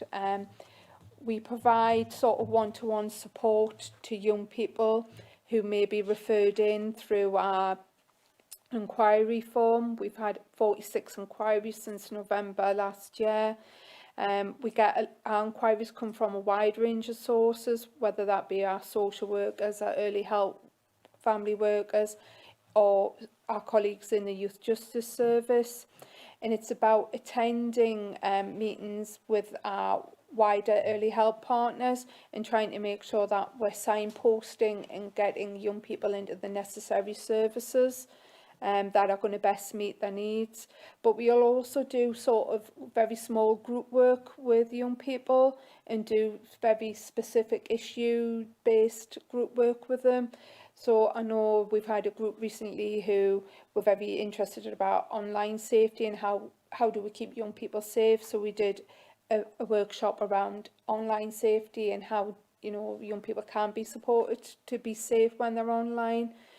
And we've also seen more recently an increase in the number of inquiries for young people and their families, for those who have issues around gender, identity and sexuality, and we're actually doing one-to-one work for those young people and their families, as well as linking them into the wider LGBT meetings that we hold virtually. So we're trying to cut across all sort of areas of Northumberland and trying to meet the needs of the young people who, you know, come across into our services. But what we do recognise is that the work we do, we also do in partnership with our voluntary sector colleagues, and that we are still here from a, you know, a youth service point of view to provide that support and partnership.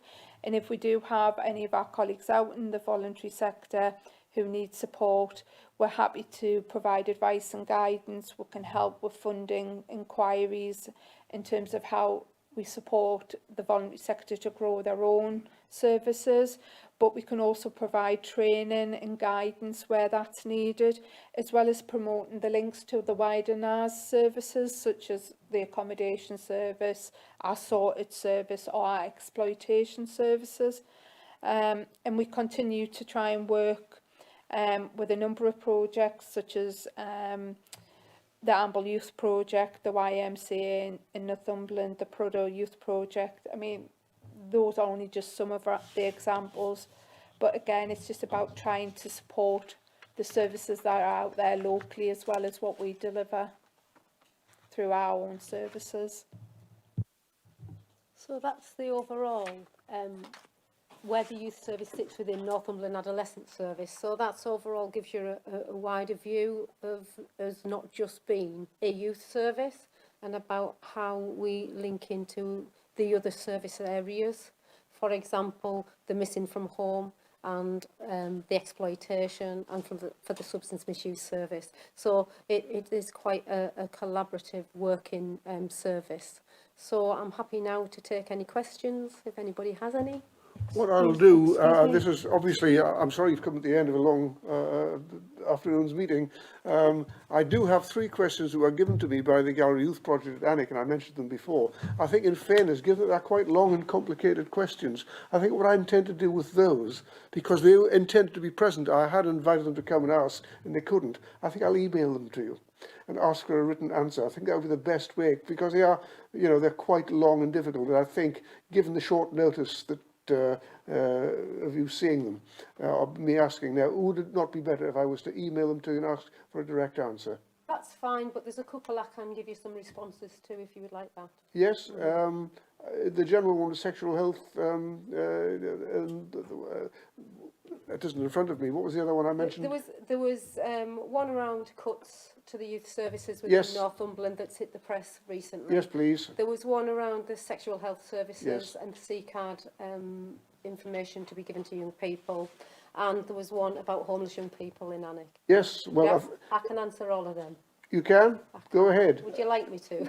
Well, how long is it going to be? Because 2 I'm minutes. conscious. Pardon? 2 minutes. Go on then. Right, okay. Excuse me, Chair, just before we do that, because we've actually gone over the 3 hours Oh, already, yes. can we go into standing orders, Can we please? suspend standing orders, please? Thank you. Can I just mention it's gone really cold, Gordon? Did they switch the heating off or whatever? Or has there ever been any on? I hope so. It's summer. I hadn't known. I'm sorry about that. I apologise if you're suffering from the cold. There's nothing I can do about it sat here. We'll carry on. Do answer them. It's the hot air from the debates. Yes. First of Press all, on, you're ready. First of all, most recently in the press, you'll have heard that Northumberland County Council over the last 4 years have suffered cuts in their budgets, which is absolutely right, and there's no getting away from that. However, the youth service joined with NAS 4 years ago, so that also gave us an opportunity to look at how we can broaden the services we already had and link them all together to make sure that we weren't just looking at youth provision in the communities, but we were looking at all different aspects of services. But what you'll also notice is we've been highlighted about having cuts when we're the only youth service in the region, and there's no other county council in the region, as far as I understand, that has their own youth service to date. So in the years of austerity for everybody, we're very fortunate in Northumberland to have what we have got left. Thank you. That's So that one. that's your answer to your I got that one. Thank you. And with regards to sexual health services for young people and the C card and the passing on of education and promoting information, there has been a great dip during the pandemic, and I would say we're all quite out of touch over the 18 months because training hasn't taken place as usually it would take place. So that training is now back online for all of the workforce in Northumberland Adolescent Service, not just the youth work staff. And we also offer that to our colleagues in the voluntary community provisions, Yes. you know, the more independent youth service providers. So we open our door to welcome them to join us in that. So training's online at the moment. Right. With regards to homelessness and young people being homeless in Northumberland, we've got an excellent joint housing protocol in place, and that is signed up to by Northumberland County Council, by Children's Services, by our colleagues in housing, by our housing providers, by other areas who support this provision. And what happens with every single young person that's referred to us who is at risk of becoming homeless, there is a joint housing protocol with a multi-agency team around that child and their family, so we don't miss an opportunity. So I would imagine that we just need to get out there and let the voluntary provision know about our joint housing protocol, because that's the gap I've identified. Yes, I so can see for that. that to be mentioned today makes me realise that there's some gaps in our provision, just about us letting them know that it's there, and I'm sure Ginny will pick that up from this meeting today. That is very helpful. Thank you for those extremely concise answers. I will take them back. I noted anyway.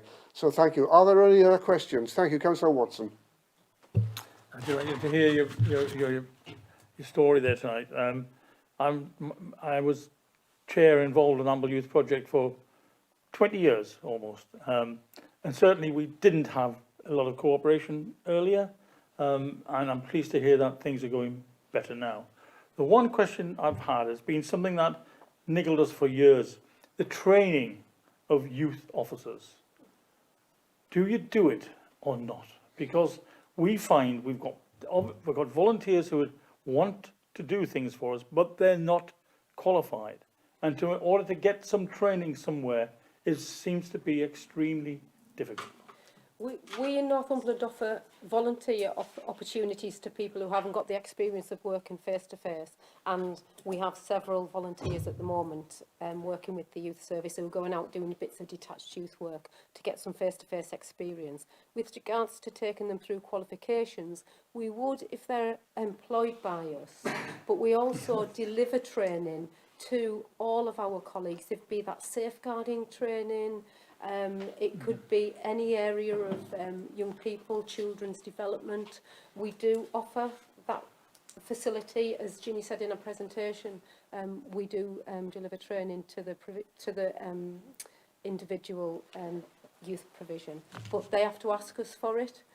You know, that if they are letting us know it's a need, then we would respond to that. It's not a specific item. It's the general training qualification that you need. Is it an NVQ or something? You need to handle. It's a youth support work qualification, isn't Yes. it? Yeah, but we would want people qualified to that level for us to employ them also. So that's why we offer them opportunities whilst they're doing their courses. We offer them practical opportunities. So someone who volunteers at Amble Youth Project can go on this course for free to be taught to be get a qualification. Is that what we're saying? No, you'd have to go to college to get your qualification. We're not an education. But isn't there a provision. level 3 or something that you can do just by training courses? Isn't there a basic qualification which we can't seem to get anybody to give them? Am I wrong? I mean, I can look into that for you and get back to you about it. But I'm not. We don't take people through a qualification. That's my problem. Yeah. Who does? It's an assessor's award, I think, that you're talking about, and I do think that we don't have an assessor in the service at the moment. No. It's a big miss because we got lots of volunteers, but we can't actually let them look after the kids. We've got to have a trained volunteer there, a trained paid person there, and it's expensive. Well, it's maybe something we can pick up, so I'll take that. Can you pick it up? comment Thank you away very with much, you. yeah. Thank you. That's very good. Thanks. And I've got Councillor Anna Thompson. Thank you, Chair. I wasn't going to raise. Sharon brought up the headline that came from the Police and Crime Commissioner about cuts to youth services in Northumberland. I've already responded very, very strongly to that because it was a very bizarre headline because we are the only council left in the North East that has a youth service. When you look at the overall youth service budget, we have the highest one in the north of Tyne. In fact, Gateshead, and when you go south of the river to Gateshead, they've got rid of theirs completely because youth service is not a statutory obligation for the council. It's something we provide because we want to, not because we're told to by government. But I'm very keen that we keep it because it's always been my view that if you have a good youth service that captures people that may have issues later in life, you're not only saving them from themselves, but you're saving police, you're saving the police from having to act as social workers, you're saving teachers from having to act as social workers. And if you can catch people who may go down the wrong path in life early on via the youth service, you are then saving the state an awful lot of money later on because they're not in prison and they're not. And teachers are able to spend time teaching rather than having to act as social workers for unruly children. So no, I'm a big believer in the youth service, and it's something I think we want to continue. And I saw it myself when I was in the Army Cadets. That was my youth thing, and there was a lot of lads there. If they hadn't been in the Cadets, they would have taken a very wrong turn, a very, very wrong turn in life. Yes, including me. Yeah, including me as well. Yeah, yes, training co-op, quite agree. and it was absolutely fantastic. But I have responded very strongly to that. Yes. I think the reason you asked for this, Gordon, because did you want to know more about what's happening specifically in Berwick and specifically in Alnwick? I think there was a feeling that when I was asked about youth service provision, I was unable to give a clear enough answer myself as a local member. And I thought, well, you know, we've got this set up at County Hall. This is an opportunity. That's what local area councils are for. We're better informed members as to what is available. And you've answered 3 questions which have been pressed onto me by a local is it voluntary, semi-voluntary organisation? It's hard to describe what Gallery Youth actually is. They've got paid employees. And I couldn't answer those questions, so I said, will you come and ask them? Well, of course, they couldn't come. They've sent them to me by email, but you've answered them well. Thank you. And I agree with you. I didn't realise that we were the only authority so equipped. How many staff have you got, could I ask? At the moment, Yes. I think I've got in the youth service 35 staff. 35, based, more or less based here. The based, well, our base is actually Cramlington, but we disperse ourselves to targeted areas. Right. So we find out where the hotspots are, where things are going on, and we find our information out via the community neighbourhood police or via the Vols meetings that we attend, or because I'm the head of the Youth Justice Service, I know where the hotspots are, where some of the young people are bordering on the cusp of offending, so we would deploy detached youth work provision into that area also. Thank you. 35, I didn't know that. Are there any other questions? Sorry, yes, continue. Gav. Not a question, Gordon, but I mean, obviously the youth service has changed in the last 20 years. You know, even if you did have the youth halls that you used to have, you wouldn't have children in them because they can sit at home on their Xbox or on their phone. And it's not so much about going out anymore. What I'm keen on is the council does provide support to the third sector organisations, and I met with the chairman of Any Youth the other day, and we are part of is it the North East Youth Alliance, Sharon? And have we not requested a meeting between all the different third sector parties to discuss how the council can better work with them and support them, so we're not duplicating services? So why should we be doing something when there's already someone else doing it? Why don't we just help them do what they're already doing? So I think that's the way we're gonna go. Yes, please do come in. And in response to that, we are trying to get local communities to grow their own provision and to support them with lottery bids and to get more funding and to be able to generate the young people that need the support, their families around them, to be citizens of their own communities, to help them work with that. But we also, and I think in Alnwick, I think that's a Northumberland County Council building, and I do think that we support and help with the repairs in that building. Oh, that's the one up at Barrisdale, yes, the more deprived ward in Alnwick, yes. I would be appalled if that was lost. It's such a useful facility, so please let me know if there's any hint of that going that way. It's just been handed over to Secure Estate, so it's safe. Ah, that's what I wanted to hear, thank you. Are there any other questions, please, from members? Thank you very much for your provision, your presentation, thank you, and much appreciated. Thanks for coming along.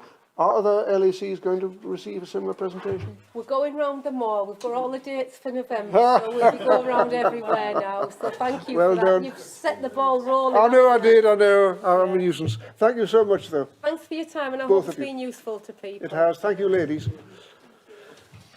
We'll press on, the last item, really, and it's Tony's been patiently waiting there, and... It's only going to take an hour.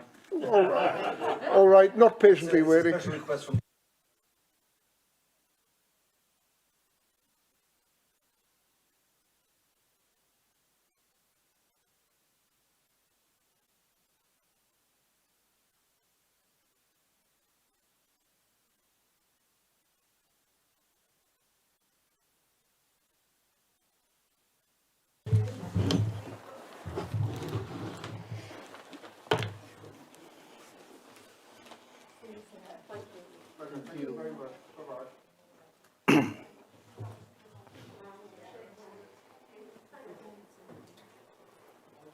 On the home stretch. I can see you're starting to freeze. How did you manage to end up at the end? I always end up at the end. She always puts me on at the end. Yeah, they are. They are. And no problem. Evening, everybody. And it is now officially evening, I think. On Borderlands. Yeah. So sadly, some of you may have seen this presentation before, but given by Janice. So this time it'll be in English rather than Scottish. And I'll get through it as fast as I can. Don't tell her I said that, for God's sake. I'll get through it as quickly as I can and hopefully give you a quick update. So the Borderlands Place programme. First of all, it's obviously a part of the bigger growth initiative. It's probably the biggest single budget. There are other bits of the budget, such as the Maltons Theatre, which is 15 million. There's the Ardgeffrin bit, there's Leatherdorai. But as a programme, this is the biggest single part of the Borderlands Growth Initiative.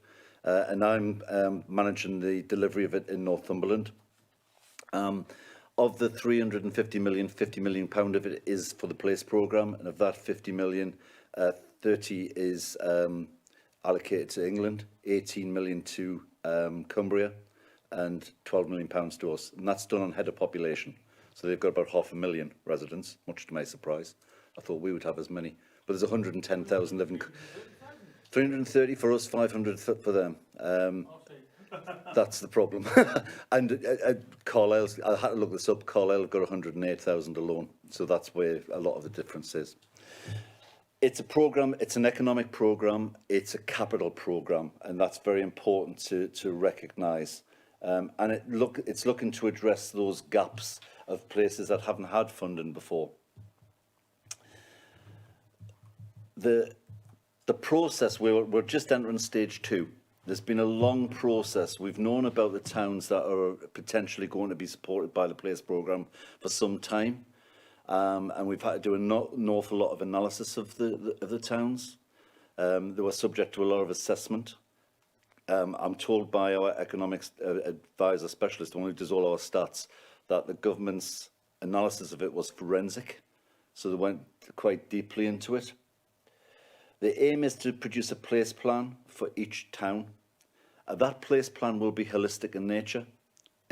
We're going to go out to consultation, we're going to be speaking to residents, we're going to be speaking to a wide variety of stakeholders, and they're going to identify all sorts of things. They may identify things like youth provision, they may identify antisocial behaviour, and that's not really for the Borderlands Place programme to solve, because it's an economic programme, but it's going to be important to those places.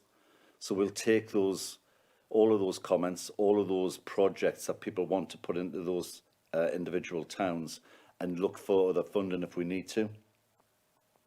The board saying I give the parish councils and town council a little bit of a shock, because I keep saying to them there is no £3 million, because there technically isn't. There's a promise to pay £3 million, but at the moment it doesn't exist because the projects don't exist. We've got to develop a degree of projects that will attract the funding.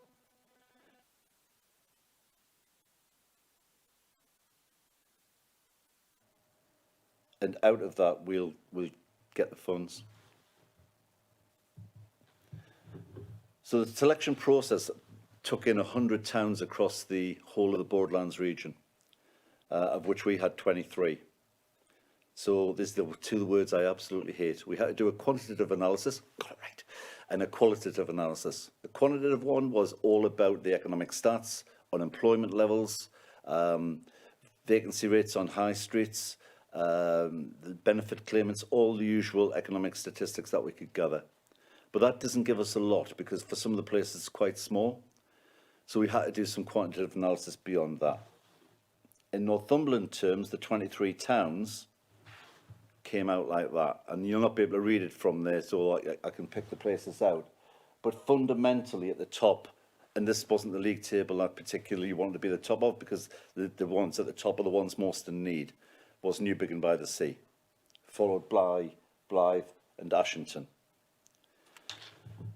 At the bottom, the ones not in need were Allendale, Corbridge, Ponteel, and places like that.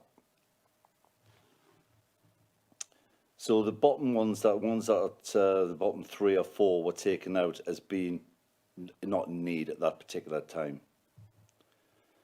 We then had to filter them down to the quantitative analysis. So I'm first to go, sorry, Berwick, was Berwick, because it's going to get Borderlands funding through the Maltons. Amble has recently received money through the Coastal Community Fund. Hexham's got the future High Street, the Hexham High Street Heritage Action Zone. I chair that, I should know its title more than that. Blythe, because it's part of future High Street Fund town deal. Then there's the ones that could get funding in their own right. Remember, this is about smaller places. So Ashington and Cramlington, given their sizes, could get funding through Levelling Up Fund, should that become available again. We then took out ones that don't necessarily have an economic centre. So Guidepost, Stakeford and Choppington, although quite near the top of that list, don't really have an economic centre for us to be able to do some work in. We then started to look at towns that might benefit from a place plan and had been subject to local shock or had latent assets that weren't being used. And that brought in Alnwick, Bedlington and Newbiggin. We then looked at smaller town centres that served a wider hinterland. That brought in Bellingham, Holtwhistle, Prudhoe, Rothbury.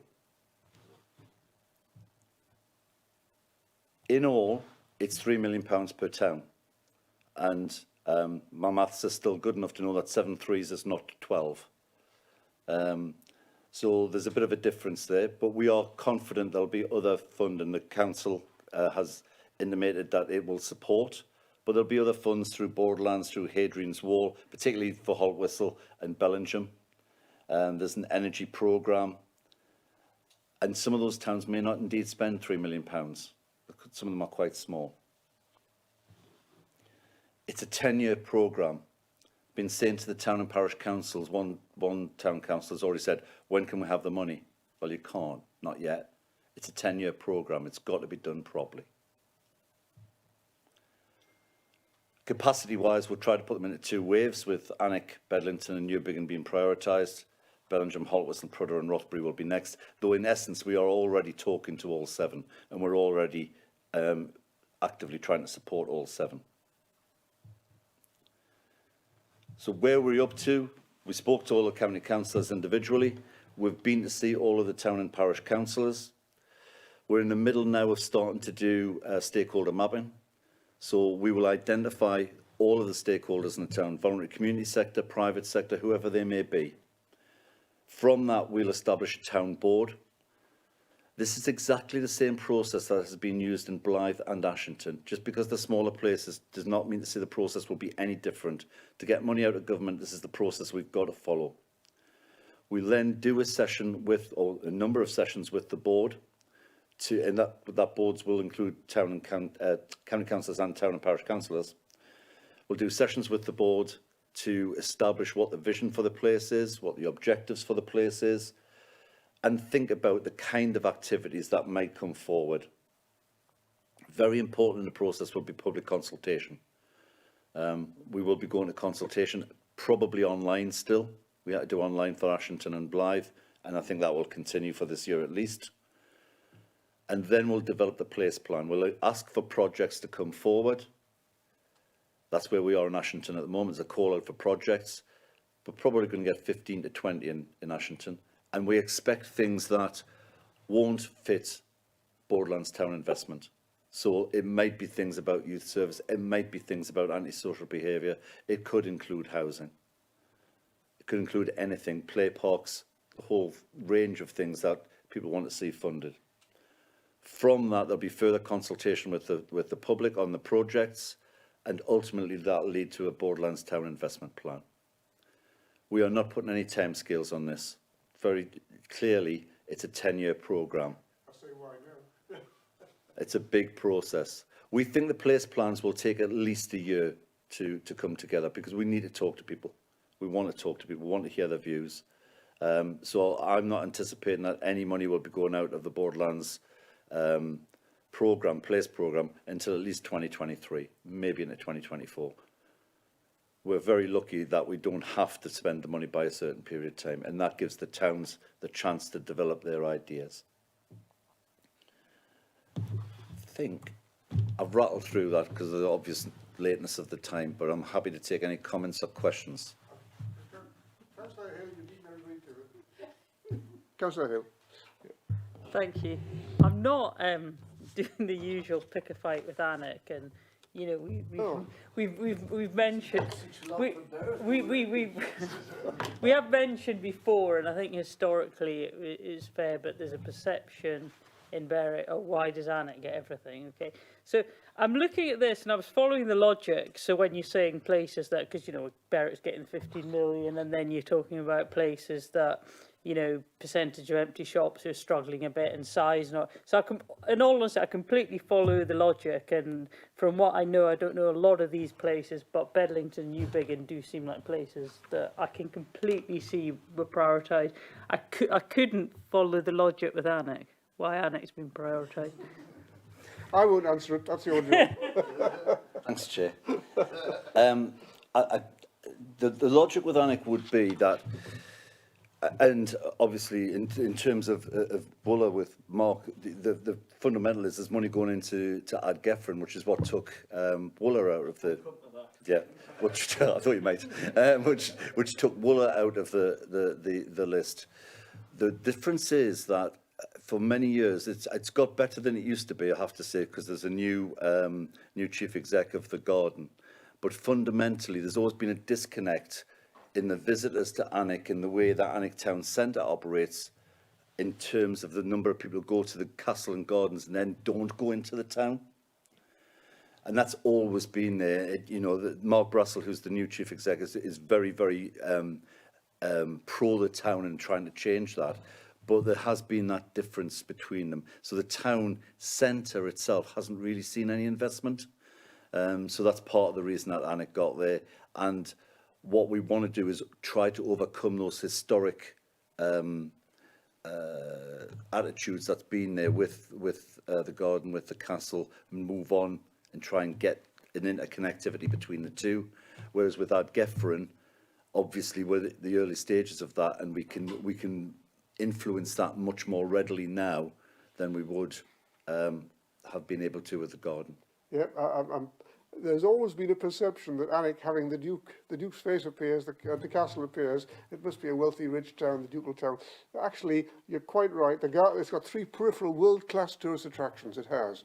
Unfortunately, the town centre has got a marketplace that we're struggling to turn into the cafe culture, which is a struggle. We're trying to do it. So, yeah, there is a case which has been explained as well as it can be. And obviously, I'm going to say... The other thing I would say is that of the 7 priorities set down by government, 5 of them have the word town centre in it. Yeah. And if you take that logic through...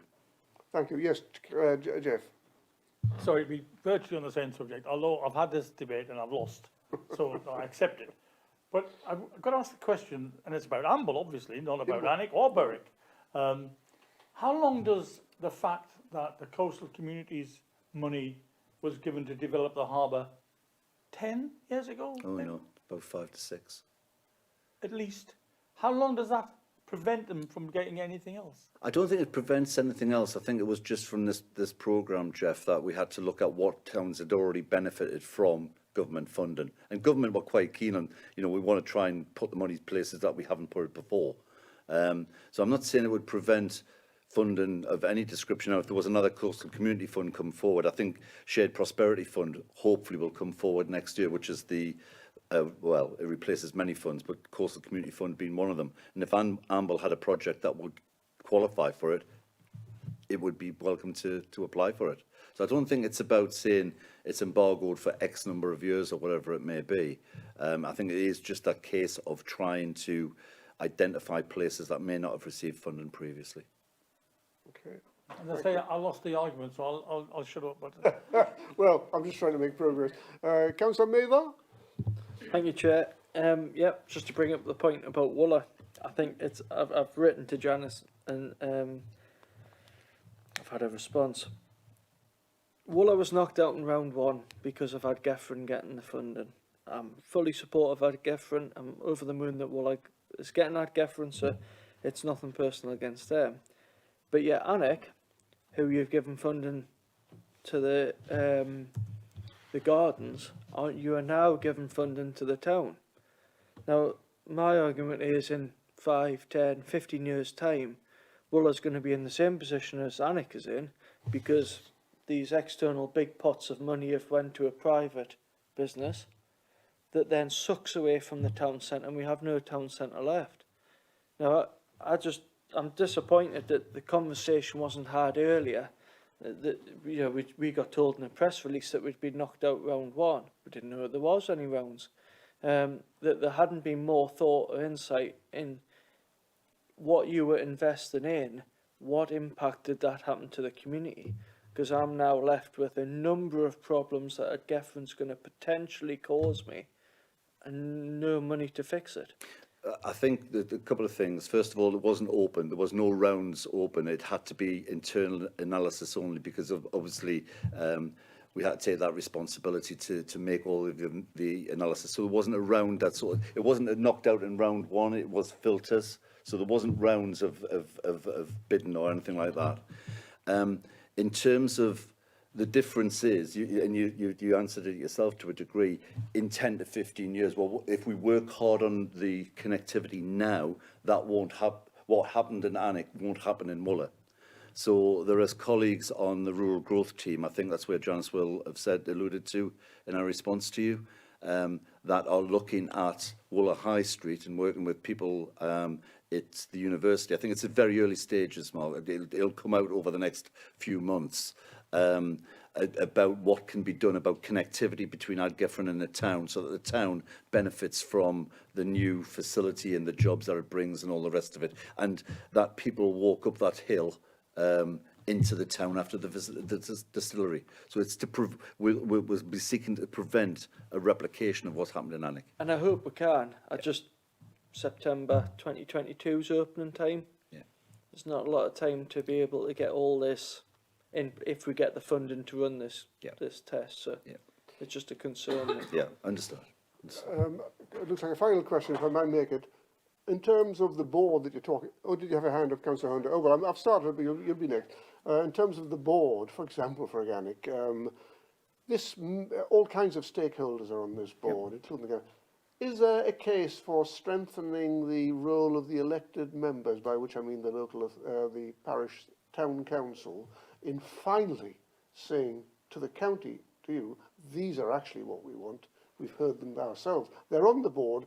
Could it not go through the town council? No, it's the government expects an independent board. It's the same way that the difference would be that, generally speaking, the diktat has been generally that it would be have a chair who is private sector. We're not going to do that because some of those places don't have that strength of private sector. So in all probability, I'll chair all 7 of them because we're the accountable body for everything.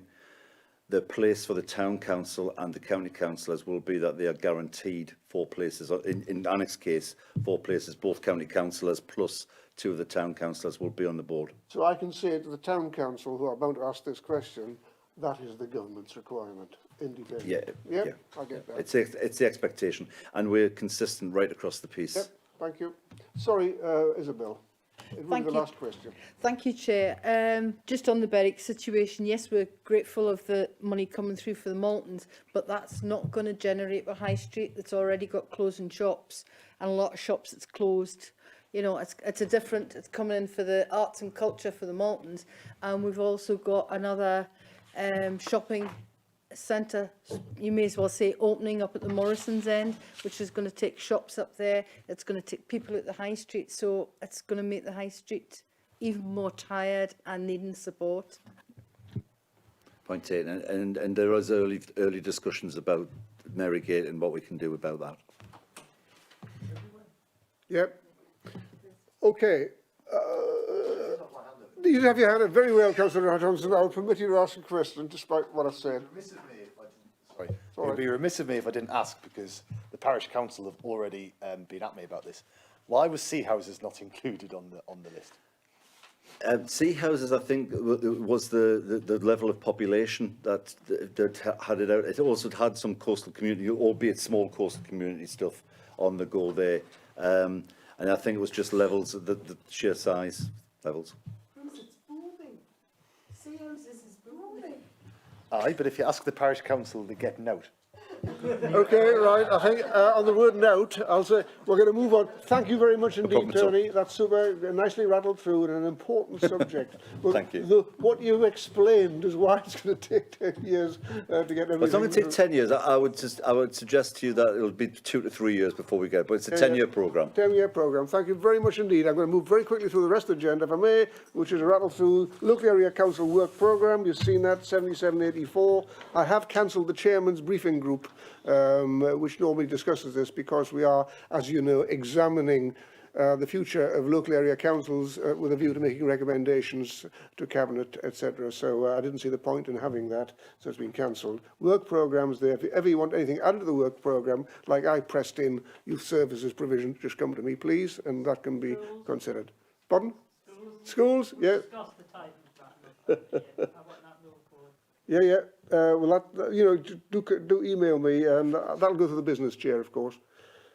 Any other urgent business? I have been notified. Yes, Councillor Watson, was it urgent? Thank you. Venues. We talked at the last meeting about why we're having the Northern Lot here. Right, I get it. That is under consideration with that review as I speak, and recommendations have already. I really cannot in public say. Surely you've got the power to say, I'm not having it more, but I'm having it on it. There's more than that, because there's other places. I know, but there's Amble. You do Berwick, and you do Berwick, and you do Alnwick, and you do Berwick. Berwick. The point Hang is, on. don't want it in Morpeth. Just one moment. Don't want it in Amble. One moment. I didn't ask for that. If I may quickly answer the point, yeah, okay. I agree that we could do better than just Alnwick Berwick. And my understanding is that IT is the issue. And if we can find venues where there is IT, and if we separated planning, for example, from the LAC, it would be much easier. Now, these detailed recommendations, I really don't want to go too far in public, if I may, are going to go now to the Cabinet. I'm not going to let this roll for ages. They're going now.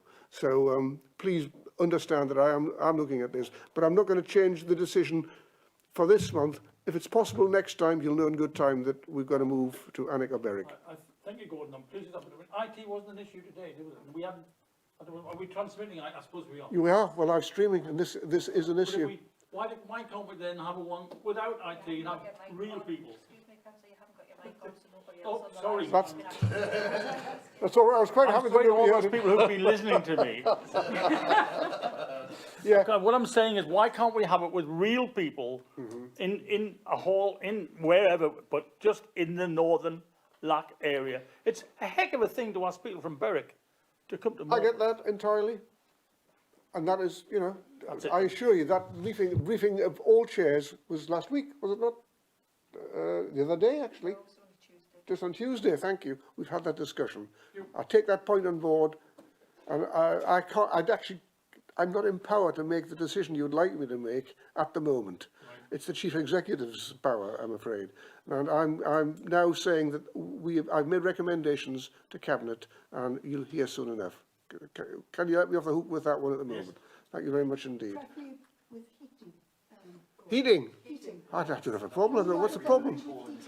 Can you note, please, the heating? Can we have a question asked? You know, can we do better with the heating? There are complaints from members. It might be air conditioning. I can't tell. No. Okay. Thank you. The date of the next meeting, 21st of October. Thank you very much, ladies and gentlemen. Took longer than I expected, but good of you to participate and stay so long.